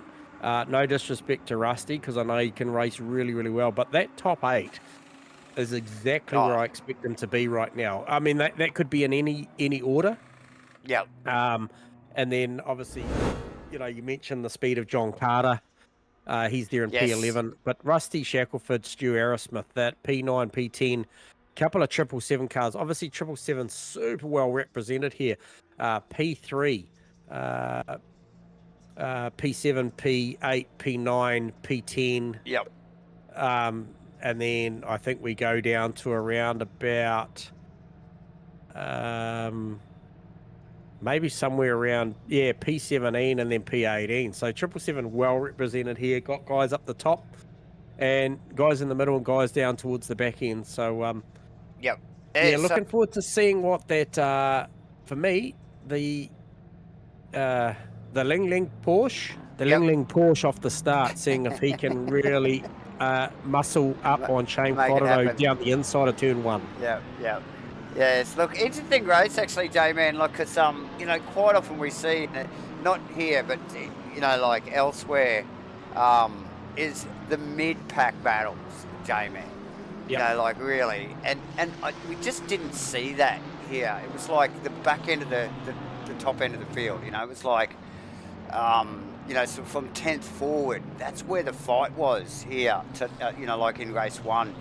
It really was. I think for the most part, they had the little sub battles. I think Steve Bowling, Brad Robertson, and co there at times were going at it. But quite often they were in the top 10, J-Man, at the time. You know, so you know, like out of a field of 26, you know, like the battle was sort of towards the pointy end of the field, which is unusual. You know, like it is. It is. I mean, obviously, but refreshing and good to see as well.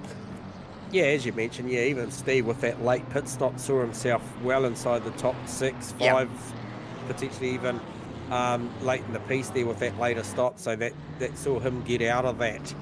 You know, I guess he took himself out of that back end of the top 10 battle there late in the piece. But you're right, it isn't normal for us to be fully focused up there because we see a lot of close racing in that, like you say, 10th to 20th. So good, nice stuff. Seeing the fast guys with the elbows out don't usually have to work too hard for their money, J-Man, but I tell you, they were working for it in race 1. I don't expect anything less here for race 2. We, like you said, we might have dropped a driver or 2, maybe 2. But solid field here with 26 for race 2 in round 1 here at Oulton Park for ASRNZ's 2024 GT3 Series 1. J-Man, as these guys cycle up for the second 40-minute race. Compulsory pit stop. Just a splash of fuel, no tyres. These guys still getting their heads around. Some of these guys race at so many different communities, J-Man, and there's all different race formats and stuff.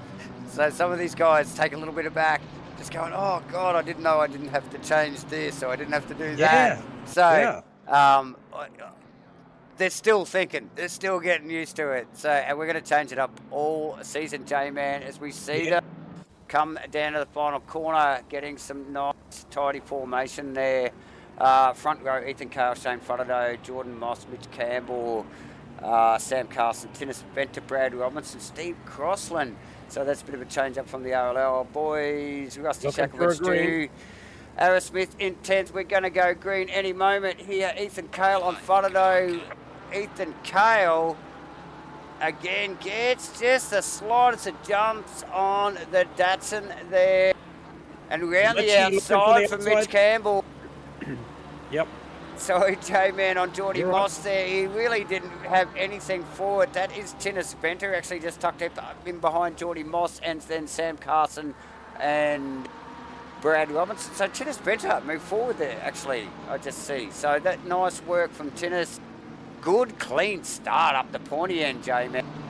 Very clean, yeah. Nice clean start. I was keeping my eye on Cooley from the back, and he made, I believe, 3 or 4 positions in 2 corners. So great start. Mossy and Mitchie come together. I think Mossy's still trying to gather that up. Oh, so Mossy off track, J-Man. 2 in a row where Mossy's unfortunately had an incident at the start of the race. Yeah, definitely. That is also Rusty Shacklefoot off in the background, J-Man. And we did see, I think, a BMW into the fence there before the hairpin as these boys were coming around the other side of the track. So we look, a bit of a golden rule here. We do not do our replays in lap 1. There's plenty going on. Yep. Not to look back at a replay. Mitch Campbell in 3rd position. Brad Robinson in 8th go position. with Ethan, Davo. That's the $64 million question. Can he hang on to the back of that Lamb? Look at that pack of cars, guys. Lap 1 as the boys around the final corner and across the line. Race 2 here, round 1 at Oulton Park. I think we've got guys pitting already, J-Man. Yeah, Vaughan Martin first in the lane. Mike King and Chris Cooley as well, J-Man. So a lot of cars in. Cooley getting out of traffic clearly. Yeah, wants to use the pace of that Aston. Yeah. And so he'll do that. Mikey King's actually out for the night. So. Oh, and Aaron Enright rounding up Kenny Simpson, and that is Brad Robinson off track, J-Man. Oh, no. What's going on there? I've lost him. We will get a replay on that. So Brad Robinson. He's just re-entering. So it's out of 3 and down towards the kink. J-Man will have a slight delay here, J-Man. We're just going down into 3 here. Looks clean. Oh, unforced. You'll get eyes on it. Yep. Yeah, it was unforced. Just got a little wide there. And yeah, it's a very, very quick corner. So unfortunately, and he just got the bounce as he came back on track. I tell you what, as soon as you come live, the pressure that Shane Fotterdo was just putting on through 1-2 turns, 1-2-3 on Ethan Cale. Yep. So we've just picked up the back end of that, James. Yep. As you can see, that train of cars, we're only 2nd lap in here, J-Man, as they just come down through the final corner to finish their 2nd lap. And the guys up the front here, look at the gap these guys have got, not only between themselves, but on the rest of the field. 1, 2, and 3 there. Fotterdo trying to stay in touch, like you mentioned. Oh, well wide there into 1, or out of 1, should I say. Tinnis Venter trying to tag onto the back of that. I think being outpaced clearly by Mitch Campbell and the boys in front. Carso there, and then I think that is the sister car, Crossland's Rainlight Racing car as well. And Stu Arrowsmith. Now, Stu Arrowsmith, terribly unlucky start to the first race, J-Man. We know what sort of pace this guy's got and really didn't get a chance to show it in race 1. There he is, tagged in on the back of Steve Costin in 7th. John Carter and Steve Melling. Top effort from Steve-O again, J-Man, holding down a top 10 position with Enright in 10 now. I did see Enright sneak up early there on, I think it was Kenny Simpson. And look, he's left Kenny. Actually, Kenny is in a good battle. Nev Shields there at the moment. Nev. Yeah, I just see Nev that. There was a pass being made there. So, yeah, nice work from Neville. Kenny, ever the gentleman. That is, I think, Phil Davison just tucked him behind. And then we've got the Darren Green, Lucas Saar. I think we've got Mikey King out. Sean Hunter cars. Phil Turner in 17th, tucked in behind Rusty Shackleton. Oh, no, Shackleton passed, should I say. Phil Turner, Bear Grylls in 19th, Damien Jones in 20th, Scott Webber's in 20th, Lachlan Andrews in 22nd, who has Jordan Moss to think about. As Geordie, I think one of the early pit stoppers, J-Man, I think you mentioned. J-Man. Yeah, mate. Yeah, absolutely. He was. Vaughan Martin was the first, and obviously Mossy with that early incident decided to get out of it, as did Chris Curley. And I think there was maybe one or two others else in there as well. So they got it there. But sorry, mate, I was really distracted with what I'm seeing here. And what I was watching was, I was watching the trio here of Tinnis Venter, Sam Carson, and Steve Crossan, and I was just watching that. Mesmerised. Yeah, and then just up the road, Mitchie Campbell is actually tagged on the back of Shane Fotterdo, and Ethan Cale's just broken the toe there. And it didn't look like Fotterdo really did have the pace to stay with Ethan, did it? Like right from the get-go, as much. Maybe lap two, he sort of put some pressure on him, but I just think the change of direction down at the chicane for the GDR from where I'm looking from is probably not as good on the nose. I just watched the gains Mitchie made down through that chicane, so we know it's got a lot of horsepower, but the change of direction's a bit of an issue there. And just look at the distance Mitchie made up on the final turn there. Yeah, and look, it's not an overly nasty chicane. You know, like there's a lot worse in the calendar, isn't there? Yep. But all the same, you know, without the right car, it's so much time to Mitchie sizing him up here. So, definitely an effort. Oh, stop. Either way. Oh, who is that? 227. I remember that number. Is that Jarks? Jarks with a top stop go. On the board there, yeah, it is, mate. She's up on the board. Stop go. Oh, there it is. 10 seconds. And the bonnet is well up on that thing. I don't know if I've ever seen the bonnet up that far on a GDR. So, Damien Jones with that big whoopsie there. That is awful. Right, guy. Steve Melling amongst some elite company there between John Carter and Aaron Enright. So the match fit car inside the 10 again. So very impressive run tonight from Steve. Yeah, definitely, J-Man. Dropped back a position to John Carter there, J-Man, but still holding down a top 10.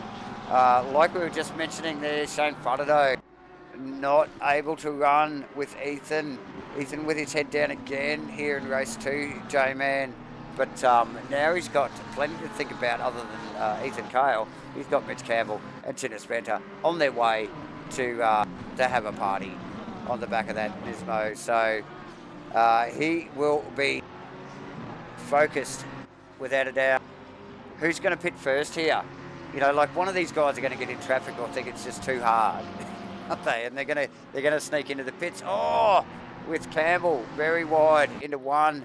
That won't do his lap time any favours. Tinnis Venter showing the gain clear immediately. Yeah, and I'll tell you what, if it's going to go bad here for any of these top 4 or 5 guys, it's going to be real bad because there's so many guys in quick succession that are going to pick your pocket if it goes bad. So once again, Mitchie right up underneath the wing as they come through the hairpin on Shane Fotterdo.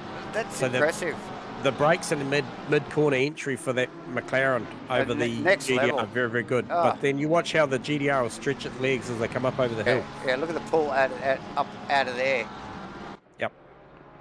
So plenty of horsepower there.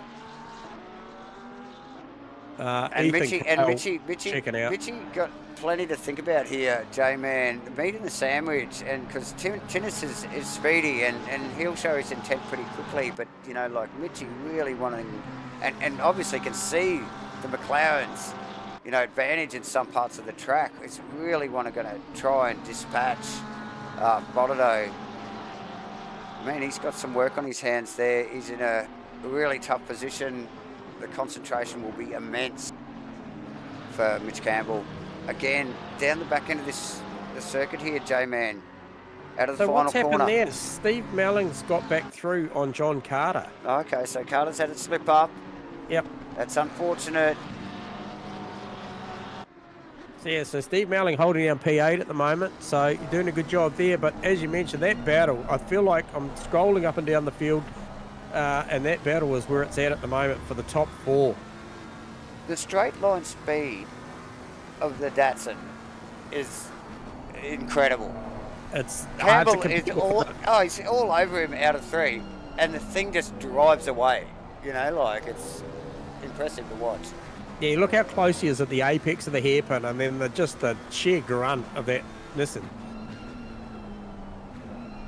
And Ethan Cale's still out there doing a great job. Fastest lap of the race, 33.3. Last lap round, 33.4. So he's on the gas. Mitchy Campbell, 33.6. So yeah. Carson on tennis now. Yeah, applying the blowtorch. So that's just crept up on Carso there. Tennis there, should I say. You know, focused on the back of Mitch Campbell's car. All of a sudden he's got Carso. But now Carso in a funny position as well, because he's sandwiched between the 2 Rainlight Racing boys. So yeah, he's got plenty to think about. So Chris Cooley coming through after that early pit stop, wanted all that fresh air. He is already up to P16 and has the fastest lap of the race on a 32.0. Yeah, he's fast approaching Phil Turner out of the OES stable, but still got some good air gaps in between him and the next guy, which is Darren Green. So, you know, if he can get there, make the pass, he's still going to keep those lap times going. So Campbell on Friday. Yeah, this is closer. Oh, and this is the corner, but he can't. Oh, he can't get out of it. No. And even if he does, the horsepower of that Nissan, if he gets side by side him, he's got nothing for it, eh? No. And they got a lap marker of, I believe that would be it's Sean Hunter's Grove. Yeah, it's the Grove car. Yes. Porsche, yeah. So Hunter will have this all over the back of it any second. And we'll just get out of the back of Hunter's car, actually, and just watch the closing speed of these guys on that Porsche, J-Man. Vastly different. Shane will be nervous here because he's got to get his timing right here. He's just got to, once he gets there, he's got to send it. He's got to go full committal. Yeah, and as respectful as Mitchie is, you know, it's opportunist. Still got to take the opportunity, don't you? When it arises. Very loose out wide there, as we see out of the back. And that Campbell, that's Carso in. So Campbell again looking for some fresh air. I just wonder whether he's trying to break the draft of tennis there. Oh, and wide out of 1 as well. It's all happening. So what have I seen there? Where is tennis? Tennis is still tucked in behind. Oh. Right, tennis. Tennis must have gone in. Where is tennis? Okay, so tennis made us stop. There you go. We didn't see that, but he actually made us stop. Good move from tennis. So that's Crossy. That's Crossy tucked in behind him there. Okay. Yeah, so there we missed it. So they just swapped positions there. But look at how bunched this field is now. With the Grove car just slowing that little pack there. Oh, and Crossy having a good look. Mitchie Campbell's through. I didn't see where that happened, but he got through. And Campbell. The Grove car. Oh, just a little bit of patience needed there. Yep, those runs will ride with you well into the weekend, I would think. I think we might have caught that on camera, but again, I'm looking at my data on screen. But yeah, super stuff there from Mitch Campbell there. Pipping Faraday now holding down second position. Faraday's still got plenty to think about because he's got Crossy. And Stu Arrowsmith has joined that battle now. We had Carso there before. He ducked into the pits. Stu Arrowsmith's taken his place. So it's not over yet. It's the 777 boys getting amongst it. And I'll tell you what, Steve Melling's done a great job. He's in P6. He's obviously there's a couple of pit stoppers that have come in that were in front of him. I think provisionally he's still 8th. But I tell you what, He's had all the answers for John Carter in this one. Kenny Simpson in the lane, but for me, from I guess commentators' pick at the moment is Tinnis Venter. I think that was a smart play. He's just gone round and done a 34.3. Fastest lap for him is a 33.5. I think he's looking for an undercut on all of those guys, Mitchie included. Yeah. Well, look, they've been in this battle. It might have been the most sensible thing to do, and that's what I mentioned earlier. It's like, who's going to get out of this? Oh, Kenny first? Simpson with a stop go. So unlucky for Kenny Simpson, but yeah, that battle still ensues. You know, like that one that Tinnis got out of is still going on. So, you know, these guys are doing themselves no favours, but bar some track position potentially, but it's not happening, J-Man. A well-fought battle here. This is really where it's all at, guys.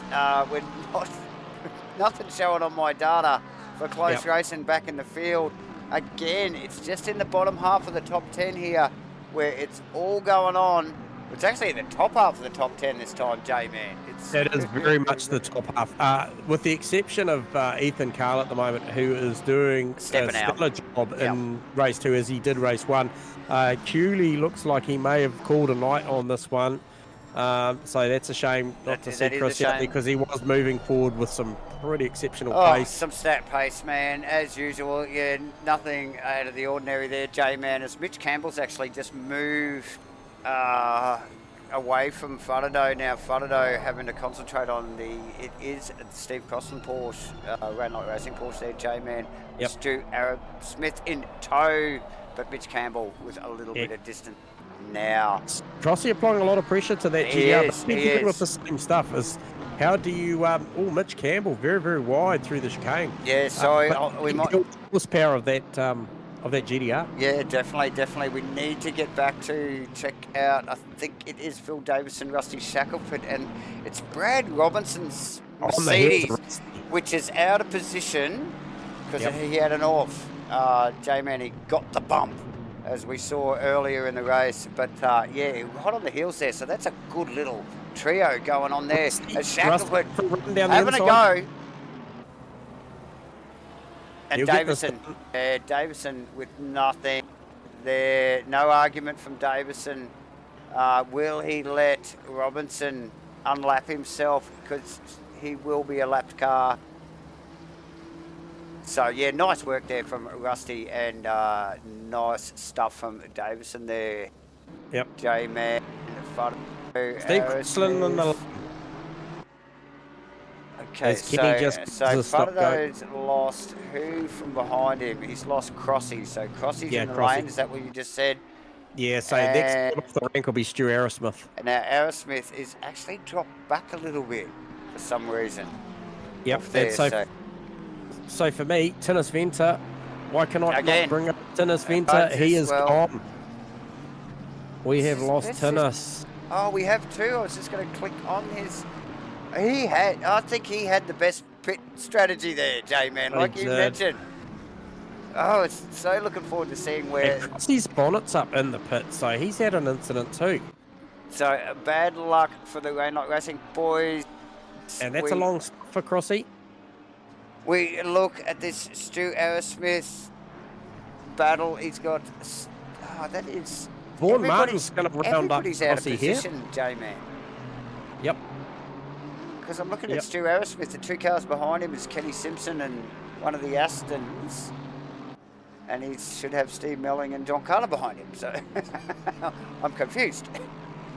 Yeah, no, the leaderboard's shuffling around. It's shuffling. We're getting about that halfway mark again, ladies and gentlemen. Guys in and out of the pits, as we would expect.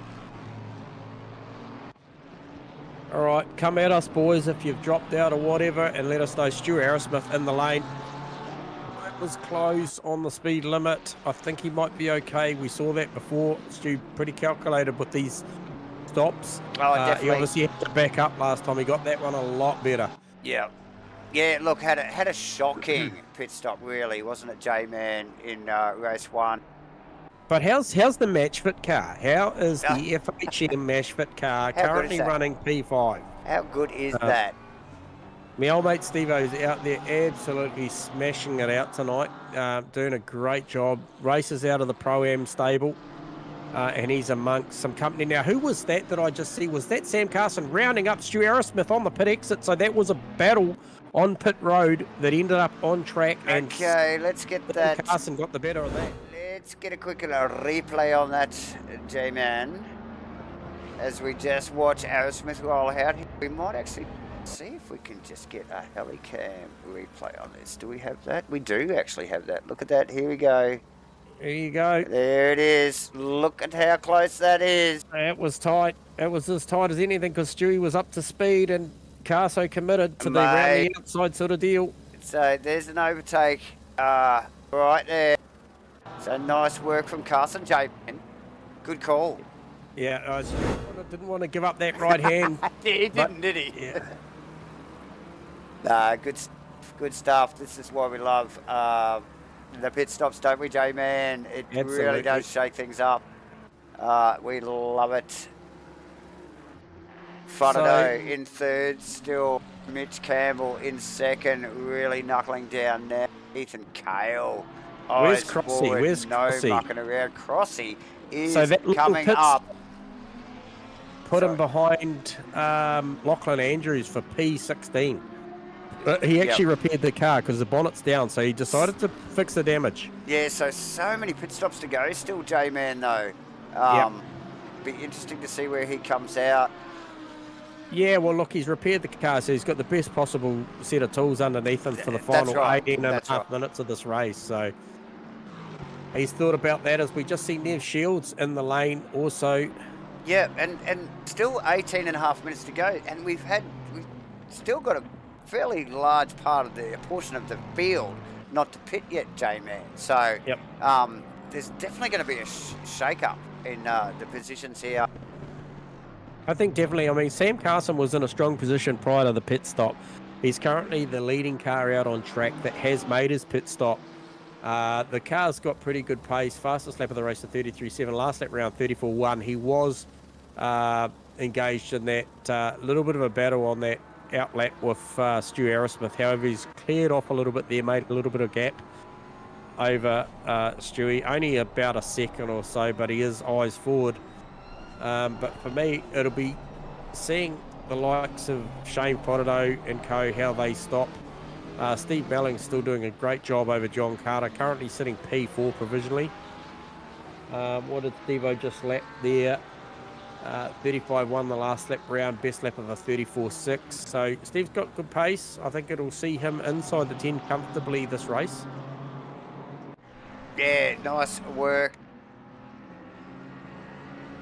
from Mitchie, the major sponsor there. Yeah, absolutely. Yeah, nice work. Nice work from Stu Arrowsmith as well, just chasing down the back of Carson's McLaren there as well, J-Man. So that little fight's not over yet. We've got over 17 minutes to go. These boys actually circulating fairly quickly too, flickering up on their deltas from one lap to another. So they are cutting some fast laps at the moment. That little fight is not going to go anywhere soon, J-Man. Plenty going on. Phil Davison. Yes. He's out, and he is ahead of Lucas Sarr. Oh, Lucas Sarr off track. I'm not sure what happened there, but I've just seen him off track. Oh, yeah, we might see if we can pick up a replay. And that was somewhere about turn 2, turn 3. Yeah, so little wiggle out of one there, J-Man, as we just pick up on the replay. Yep. And then through the kink down the hill there to 3. And yeah, just again, unforced error, J-Man, and rotating that car keeps it off the fence though. Very lucky boy. As he regains, I think, a few positions lost. So Lucas will be himself for that one, J-Man. Phil Davison's got all sorts of things to think about with Neville Shields, giving him plenty of grief in the Nismo. We've got Geordie Moss just in the background there, as well as Vaughan Martin in one of the Ferraris. Good mix of make or mark, should I say, of cars here, J-Man, to this season. It was a little bit of a Macafest, I think, at the end of 2023, if I can say so. It was something like that, yep. But the beginning of 2024, since the recent updates, is awesome. These cars, so see some really equal times coming from these cars. So really good for us to watch. And yeah, good spread of vehicles across the field. So very quick, Steve Crossland just making his way to the back of Lucas Saar. So obviously Crossy in that repaired Rainlight Racing Porsche. Just starting to size up Lucas. We did see Lucas just with a little bit of an off-track thing down there out of turn 2 a lap ago. So obviously that assisted the gap closing, but Crossy did have some pretty good pace at the start of this race. So Ethan Cale still out there banking 33.6s, so he's got heaps of pace. He's actually about to catch up to Aaron Enright and put a lap on Aaron Enright. Now, where is Aaron sitting at the moment? I'm just trying to see where he is on track.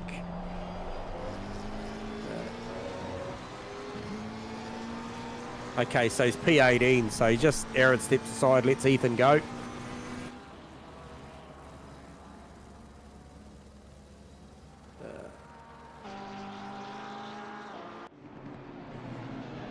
Davison and Neville Shields still at it, J-Man.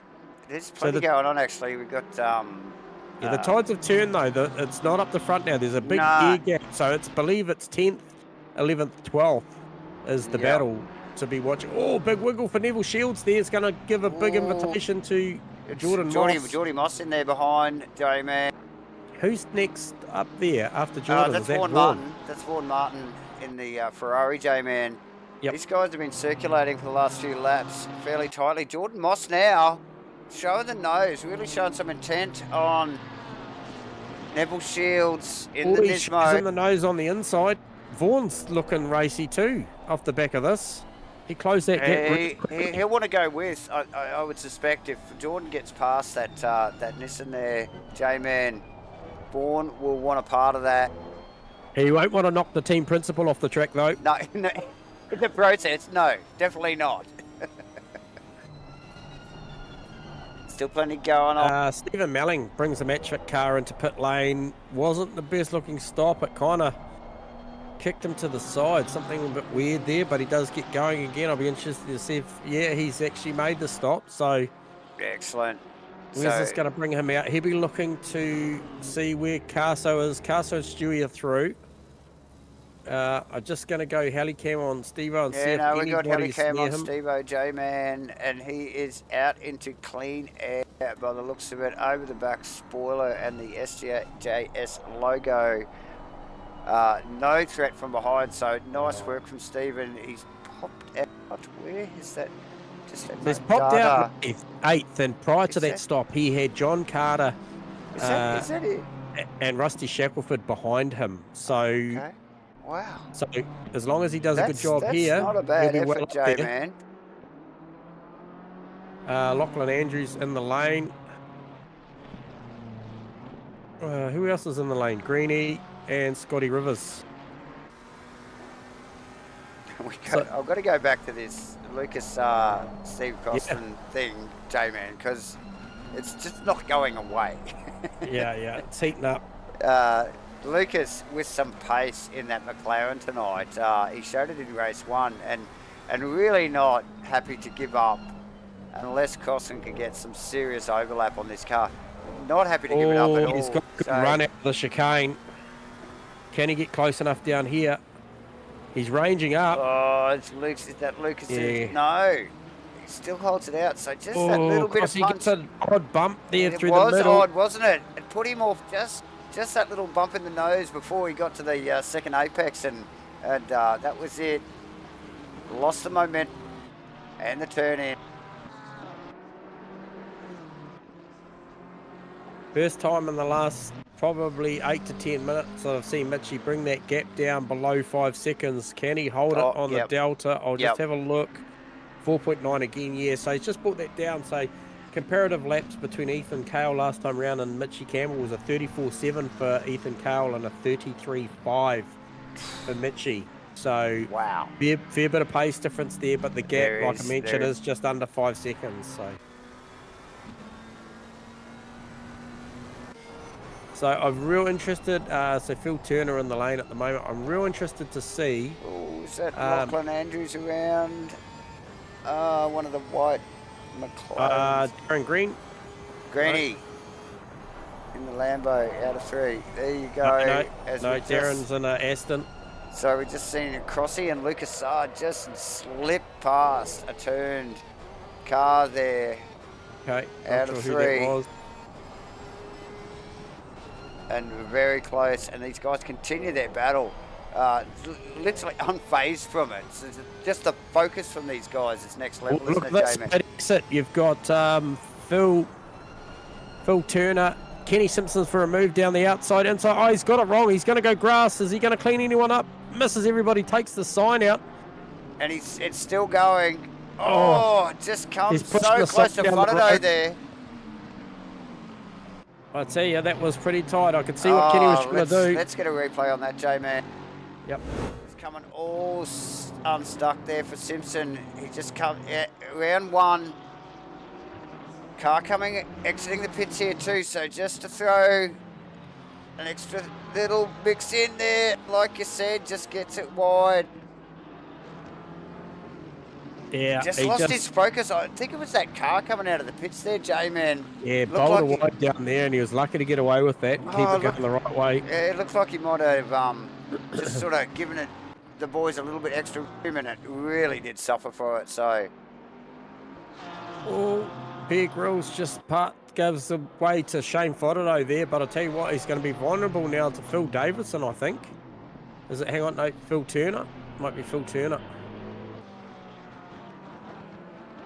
Okay, so there's a fair bit of difference between there. Yeah. Oh, no, that was for position. Sorry, that was for position. So for Turner and Bear Grylls. So yeah. Turner now in front of Grylls, down into the final corner there. That is Fotado, one of the leaders there. So a couple of the leading cars coming up here. Rusty Shackelford will need to do a pit stop. Wouldn't be surprised if we see the yes, there it is. It goes, and I'm interested for this one because this is the battle. Yep. That Steve Melling was in. It was a battle between Steve Melling, John Carter, and Rusty Shackelford. Yep. John Carter's out of the lane. Now, where is Steve Melling? So, because Melling's pitted as well, hasn't he? So Carter got Melling. He must have got him in the speed of the pit stop. I thought Stephen's car looked a little bit funny, the way that it went back to the jacks. Oh, you did mention that. It just did jump a little bit sideways, so he didn't have quite a line, so... Who are we looking for there? Rusty Shackelford, J-Man, as we just watched Lucas Saar, very wide, tucked in behind Melling. So Melling now holding 7th with Rusty Shackelford in 8th, Jordan Moss in 9th, Bill Davison in 10th. The big battle here at the moment is we've got a bit of Vaughan Martin, Aaron Enright going on here, J-Man. The Ferrari v McLaren. Yeah, and look, top 10 for Vaughan in race 1. Aaron Enright, great pace as well. So, yep. And here's this mid-pack battle we said we were missing in race 1. It's right here. It's Vaughan Martin, Aaron Enright, Steve Cross, and Lucas Saar. So, they've delivered, J-Man. I think that is that Carso's car just sitting in front of this Vaughan Martin battle, actually, J-Man, in clean air. Oh, Vaughan Martin. No, it's not Carso. Vaughan Martin. Oh, Aaron Enright, Round Martin. Yeah, he got that done down to the chicane there. No, it's not Carso, because Carso's well up the road, and he's actually that's Mitch got... Campbell's car then. Yep.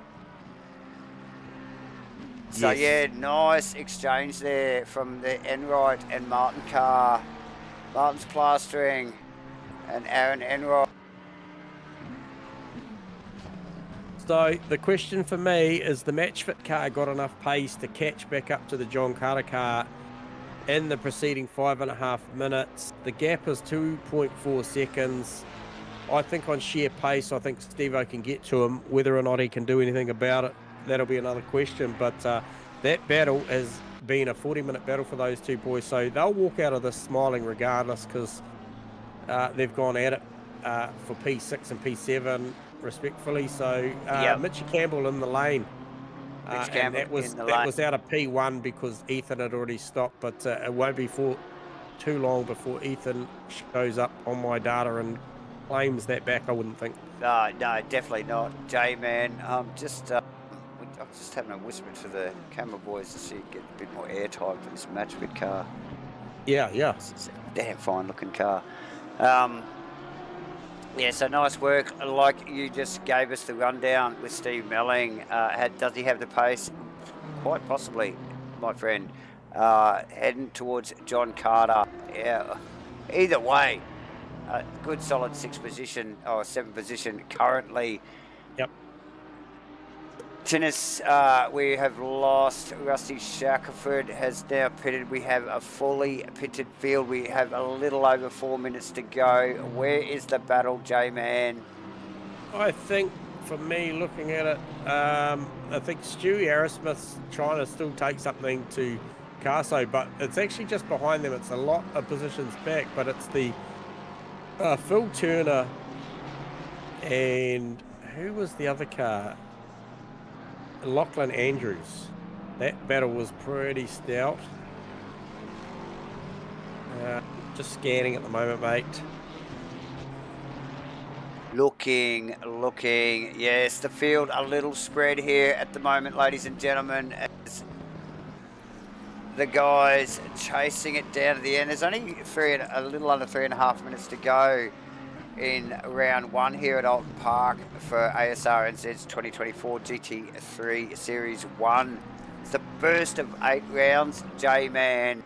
We've got a good mix between this type of format, which is the sprint format here tonight. So 2 qualifyings, 2 40-minute races, compulsory pit stops with no tyre change. And then we've got the super sprints, we've got enduro, so we're going to mix it up throughout a relatively short series. So it's going to be quick fire stuff, ladies and gentlemen. Make sure you've liked and subscribed to the ASRNZ YouTube channel so you can get your notifications. Get hot on the chat box there. We're winding down, 2.5 minutes to go. J-Man. Yeah, and Crossy did dispatch of Lucas Saar there, and he's just starting to line up Neville Shields now. So I don't think he's going to make the top 10. It's going to be a bridge too far. But yeah, here's the thing. I was talking about the margin between Steve Melling and John Carter, which was 2.4 seconds. It's currently standing at 2. So 2 minutes to go would require a mistake, I would think, from John. But I tell you what, I'm looking over the rear wing, the rear wang of the Lamborghini of John Carter's, and I can certainly see a whole lot of BMW back there, only like I mentioned, 2 seconds back. John Carter very, very sideways and loose into the dirty stuff as they come through that far section around the back of the track here. Yeah, look, mate, it is ramping up a little bit further down through the pack here. Okay, what have we got going on here? Phil Andrews and Phil Turner, Bear Grylls. Phil Turner, Bear Grylls, Kenny Simpson, and I think, is that Brad Robinson tagged onto the back of that? I'm not sure. No, that's Kenny Simpson on the back of that. Simpson. So, yes, so that is a good little ding dong going position on there. Too. That is there only one car out of those 4 there out of position, J-Man? I think it might be the lead car, is it? No, they're all legit, mate. That's Lachlan through Kenny Simpson. And mate. Look, it's on! Gets him sideways. Bear gets sideways from Kenny Simpson. He straightens it up. Kenny parks it, and who was that round the outside of Kenny?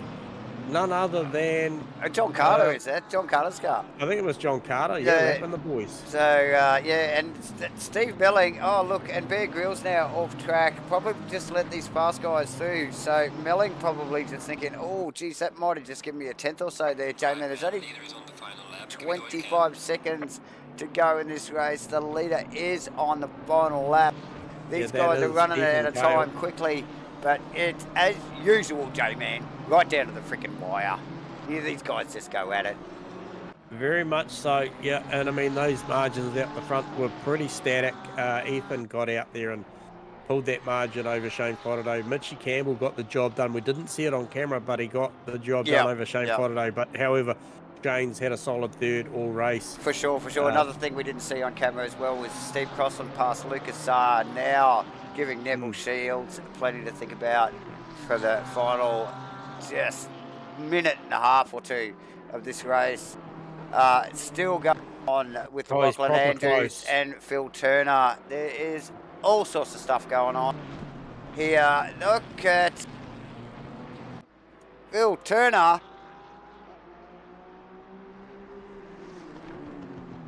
All sorts of busy on the back of Lachlan Andrews' car. We saw a little bit of contact here between these two last lap. No such problem here. J-Man out of the back of Neville Shields' car, looking at Crossy. And Ethan Cale rounds the final corner. He's just tucked up and behind the Martins blastering car there for first position. So back-to-backs this thing, 1-1. Nice work from Ethan. 100% for Ethan Cale tonight. We will thank Ethan there, or should I say, celebrate his win there. Mitchie Campbell. As we got plenty going on, Mitchie Campbell. Shane Faraday comes across in third. So Mitchie and Shane not too far apart, J-Man. Ethan Not with really, a fairly healthy gap car, so not too far apart. And I think, oh yes, it is a Stu Arrowsmith. Nice work. John Carter, however, just back in a whole bunch of cars here. Steve Melling in amongst that battle that we were just focusing on. Yeah. So that was the Lachlan Andrews, Phil Turner, Bear Grylls thing going on there. So plenty happening. Steve Melling in second. Oh, there's an incident there. Who's that? Phil Davison and Neville Shields. That's Nev Shields into the fence very, very hard, which is going to pave the... Oh, Crossy into the fence very hard. So there's been a late incident there. Those guys were completing their lap too, so that's going to see Crossy drop down. So let's just have a quick look at that J-Man as we just see the other boys rolling across. Yep. That's just coming up on the replay now. A little bit of a late call here. Neville wide. Oh, out in the grass. He was a passenger. I was. There's not much you could do about that. Crossy clearly just taking that little gap that was left open from the wide, the Nissan being wide, and just coming across. Oh, that was unfortunate, J-Man. Bad luck at the end of the race there. And Crossy had battled hard for those positions. He had. Yeah, it definitely. So Lucas and then Neville next up. So yeah, tough stuff. So yeah, Neville, where were we up to? John Carter, Steve Melling, Rusty Shackelford, Phil Davison in 8th, Lucas in 9th. Nice work from Lucas to hold off Crossland there. And Neville Shields in 10th. J-Man, I think that's what I had. So it was. So I shall. We'll start with these things. So Shane Faraday, first cab off the rank, 3 here tonight. So she'll grab Slambo up here. You got us on comm, Shane? Hey boys, how are you? Mate, pretty good, mate. Well done, P3. Had it all to do at the start. See if you could go and run with Ethan, but give us a descriptive of how that played out for you, mate. The whole night was a disaster, mate. wow. I wasn't going to mention the drive-through and then the stop-go, and I was going to leave it alone. But now that we're here, well, we've arrived. Now at that point, you mentioned it. What's with those 1%ers, Shane? Come on, mate. You're not characteristic for that sort of stuff. What's going Rookie mistakes, bro. I sort of wasn't thinking properly at the start because I was thinking, because the first race, because Cooley wasn't in front of me, so I was trying to get up close to Ethan, and I was like, just too far out of my pit box or the start box. Yep. Drive through, that was all right. Got back to P2, and then I put it in second gear when it dropped me in the pits. And so tell us, so that was legit. You drove that thing back to P2, made you stop, and had you not failed that exit, that second gear issue, you would have been come out P2. Is that correct? I was about 5 seconds ahead of third. Wow. Wow, that's an Yeah. impressive drive to come back and do that. Yeah, But nice then- work. Two stops and do that. So that's impressive. However, it didn't go your way, that one, but this one here did. We saw you get away. I think lap 2 I called on the stream that you really did take it to Ethan at lap 2. You know, there was a fair bit of pressure on, but then he broke that gap and then you maintained that second. Now, we missed on camera where Mitchie got you, mate. Where did that happen? It was coming into the hairpin. It was actually the car was getting blue flags for pretty much a lap, and I almost lost it because That was the Grove car, the Grove Porsche, was it? yeah, and Yep. I almost lost it, and then Mitchie went up around the outside, and he was quicker than me anyway. I was just trying to wait. Not till- in a straight line, he wasn't, bud. I can tell you that much. I don't think there's much in a straight line that can touch that GDR at the moment. We were commenting on it, weren't we, Davo? Yeah, I had an Oh, it's issue with impressive in a straight line. Nothing came Well, near it. I don't know what had happened, but because of the issues on race 1, I lost a set of tires. So I basically did tonight on just 2 sets. For some reason, set 1 and set 2 were identical, where like they had both done a whole race. So I basically lost a set of tires tonight. Oh, well, So- maybe the stewards, you pulled out the naughty stick and said, mate, you're going to have to do it with 2, Shano. So That's why I was quite slow in that race. I was just trying to hold everyone back.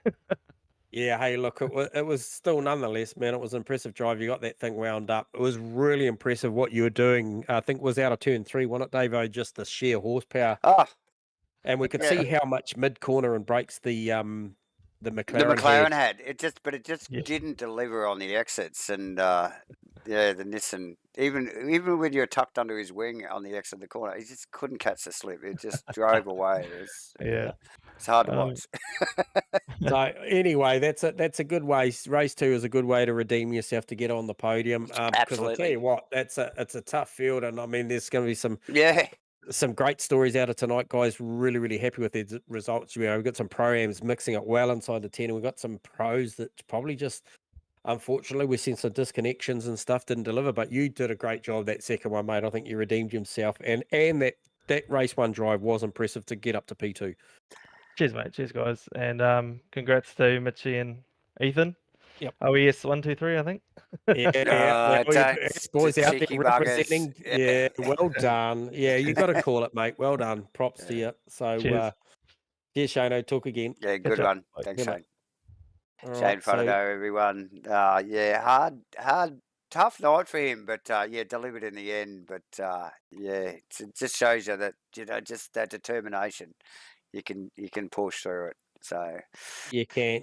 push So through we'll grab Mitchie up here. So this is our man that he got race 2, got race second in race 2. Mitchie, you got us on comms? Mitch Campbell. He's fluffing around with his mic. He's trying to work this out anyway. We'll give him a bit of a pump up here. This guy here. Top job again tonight, mate. Yeah, top job. Overcome the horsepower of the Nissan. Managed to, as we just heard from Shano, managed to pass the GDR down into the hairpin or on the way out. So well done to Mitchie there. Mitchie, you got us on comms yet? No, we'll still pump your tyres up a little bit, mate. Yeah. But well done. A little bit more.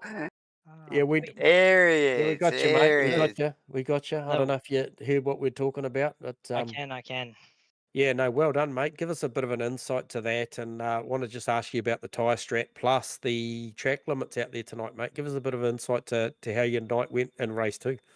Yeah, it was a tough race. Got a good start around the outside, which was quite favourable. So I got got into P3. Yeah, quite easily. On the outside of So- Mossy? Yeah. picked up the 1, which is good because I knew that was any passing opportunities were going to be hard. So if I could make up anything, that was going to be a win. So a bonus. I took that, and then just drove pretty consistent from there on in. Bloody Shane obviously had some issues with some tires, and I really felt like that was hurting me for a bit. He was just couldn't pass him, so I was getting a little bit not frustrated, but just a bit antsy because I knew the boys behind were fast. They were and then coming. back marker. Oh mate, they were. So Yeah. I was hoping we might do a little switcheroo, and then I just sort of try and pull him with me, but back marker fortunately played into my hands.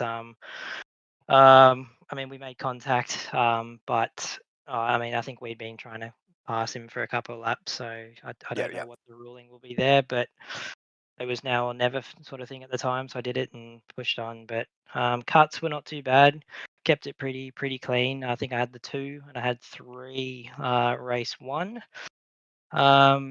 Tires for me was just a set apiece for each of the races and a set for the for quali for each of the quali. So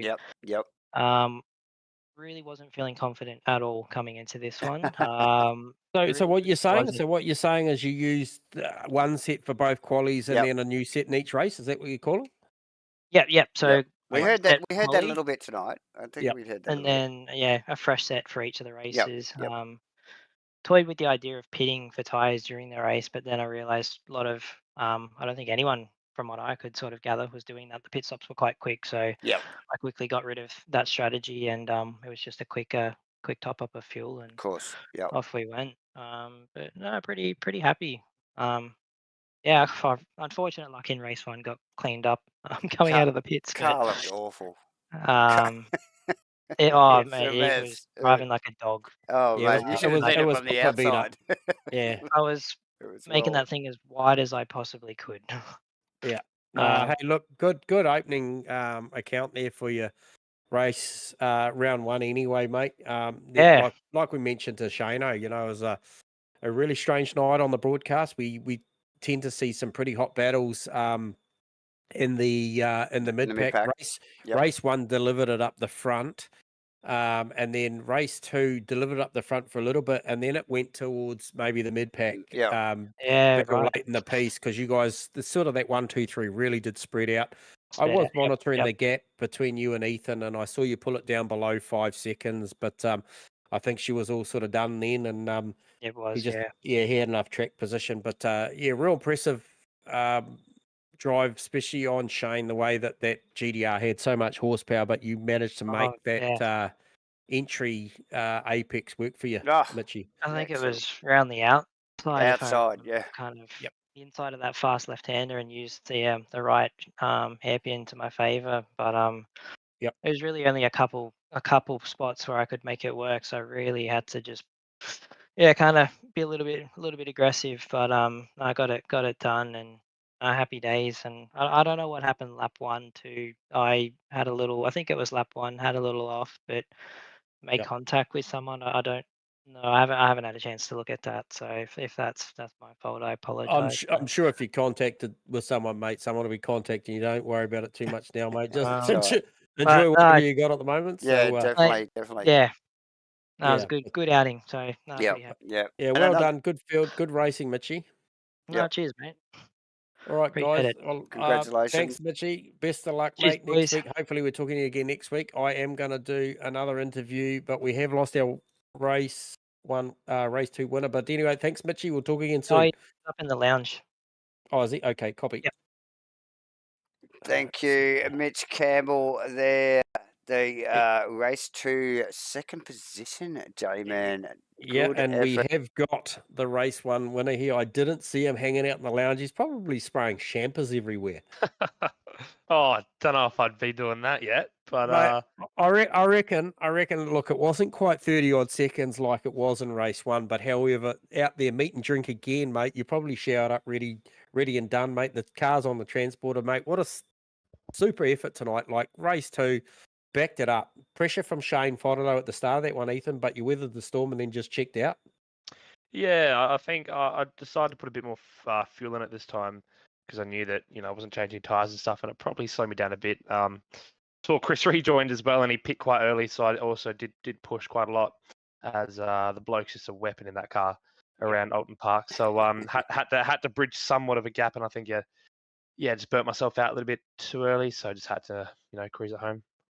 Yeah, still mega times though, mate. Like I was watching the lap times and they were still well up there, like I was watching you late in the piece, and obviously you're getting down on the tyre bank towards the back end. I know you did mention that you had new sets for each race, and these sprints at 40, probably not testing the tyre to its durability, but however, plenty of things going on, and plenty of traffic with guys opting for different strats. So, you did have to work through a bit of stuff. And I think, consistently seeing those low 33s was pretty impressive stuff. And, mate, you got to take these when they're on offer, Ethan. I know you're fast, but you're probably well aware that, on any given track with maybe whatever the BOP is at the moment, I'm not sure that, you can go another week and you might have some pretty fierce competition. So you got to bank them while you got them, mate. And you certainly did that tonight.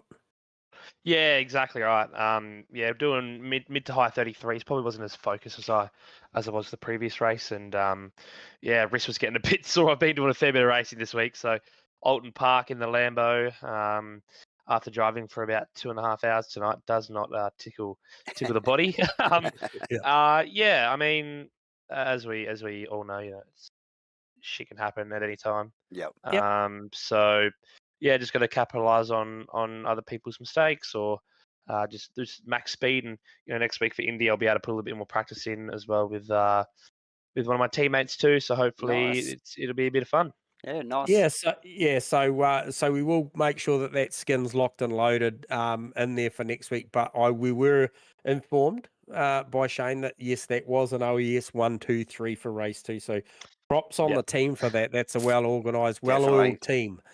So no, it'll certainly do. Doesn't fill me with confidence though when Mitchie's asking me how much fuel we need a minute to go on the grid, but I'm happy to give him the information. That's for sure. Why does that not surprise me? I don't know. I'm sitting there, and luckily I had the calculator out while I was doing it. And, lucky I was reading the messages. Hey. Yeah. Look, I think probably the only challenges you got tonight were really, honestly, out of your two teammates. So that's got to give you confidence going into into next week. Because I know in these team environments, you guys probably go out there and practice together. So there'll be a little bit of an internal battle going on as this thing presses on. It's only a short championship. Obviously, some cool mixed up formats with super sprints and stuff coming up. And yeah, well done on tonight though, Ethan. That's certainly an impressive drive right from the go. Pole, race win. Obviously, with Cooley stepping aside, I think you've. He can take it while you can. Yeah. No, yeah, he's an absolute weapon in that thing. Yeah, I don't think he's ever driven something else, and fortunate enough that he drives with me in an enduro event. So at least I'm racing with him, not against him on a Sunday afternoon. But it's good to. It's a shame he didn't, start at the front. I reckon would have had a bit of fun trying to keep up with him. But I'm not going to complain about the night tonight. Absolutely. No. We we appreciate you hanging around for a chat with us too, mate. I know it's getting late. So awesome, Ethan. Enjoy that one, mate. And I got a sneaky suspicion we're going to be talking to you plenty more this season. So well done. That's the aim, hey? All good. Thank you, boys. I'll catch you next week. All good, mate. Cheers, Ethan. See ya. Ethan Cale, everyone. So there we go, J-Man, round 1 at Oulton Park here for ASRNZ-2024 GT3 Series 1 is a wrap, mate. Cracking couple of races there. Nice stuff there from Ethan, and obviously Shane Faraday really showing his performance in that. The powerful Datsun, unbelievable. Just the grunt that thing's got. So, and really putting it to good use. Mate, had a ball. Yeah, and no, it was awesome. Good racing. Yeah, real awesome. I think quick shout out to ASRNZ, yourself, Geordie, and your team for putting this thing together. Obviously, Match Fit and Peposa Productions for all things broadcasting. There's a lot of stuff that goes on behind the scenes, both always mini and broadcasting. So no, really happy to have turned up here for another season of broadcasting, and some pretty cool formats coming, as we mentioned. Super sprint formats coming, and 4 sets of tires and 3 races and enduros coming, and the whole mix of stuff, isn't there, J-Man? And it's and the start of that was tonight with a sprint race at Oulton Park, but round 2 we're at Indy with a super sprint, so it's a triple race round, and the fun's going to start pretty quickly here. It's already started, hasn't it? Yeah. So, Yeah, top effort from the boys tonight. Some tenacious fight backs there, I think, from a couple of guys there. J-Man, you know, like you said a couple of times, you know, what could have beens, and yeah, a couple of guys just really fighting back, you know, in adverse conditions and really showing their measure. So some really top racing. And looking forward to next week, my friend. Yeah. So Massive shout out before we go to Steve-O, who is steering the match fit car out there and Pro-Am mixing it up with the pros tonight. So shout out Steve-O, got you, mate. shout out Steve-O and shout out Farmer Awesome. for keeping the skin pack all sorted. Although 100%. I clearly dropped the ball on that one. So, but we won't talk about that.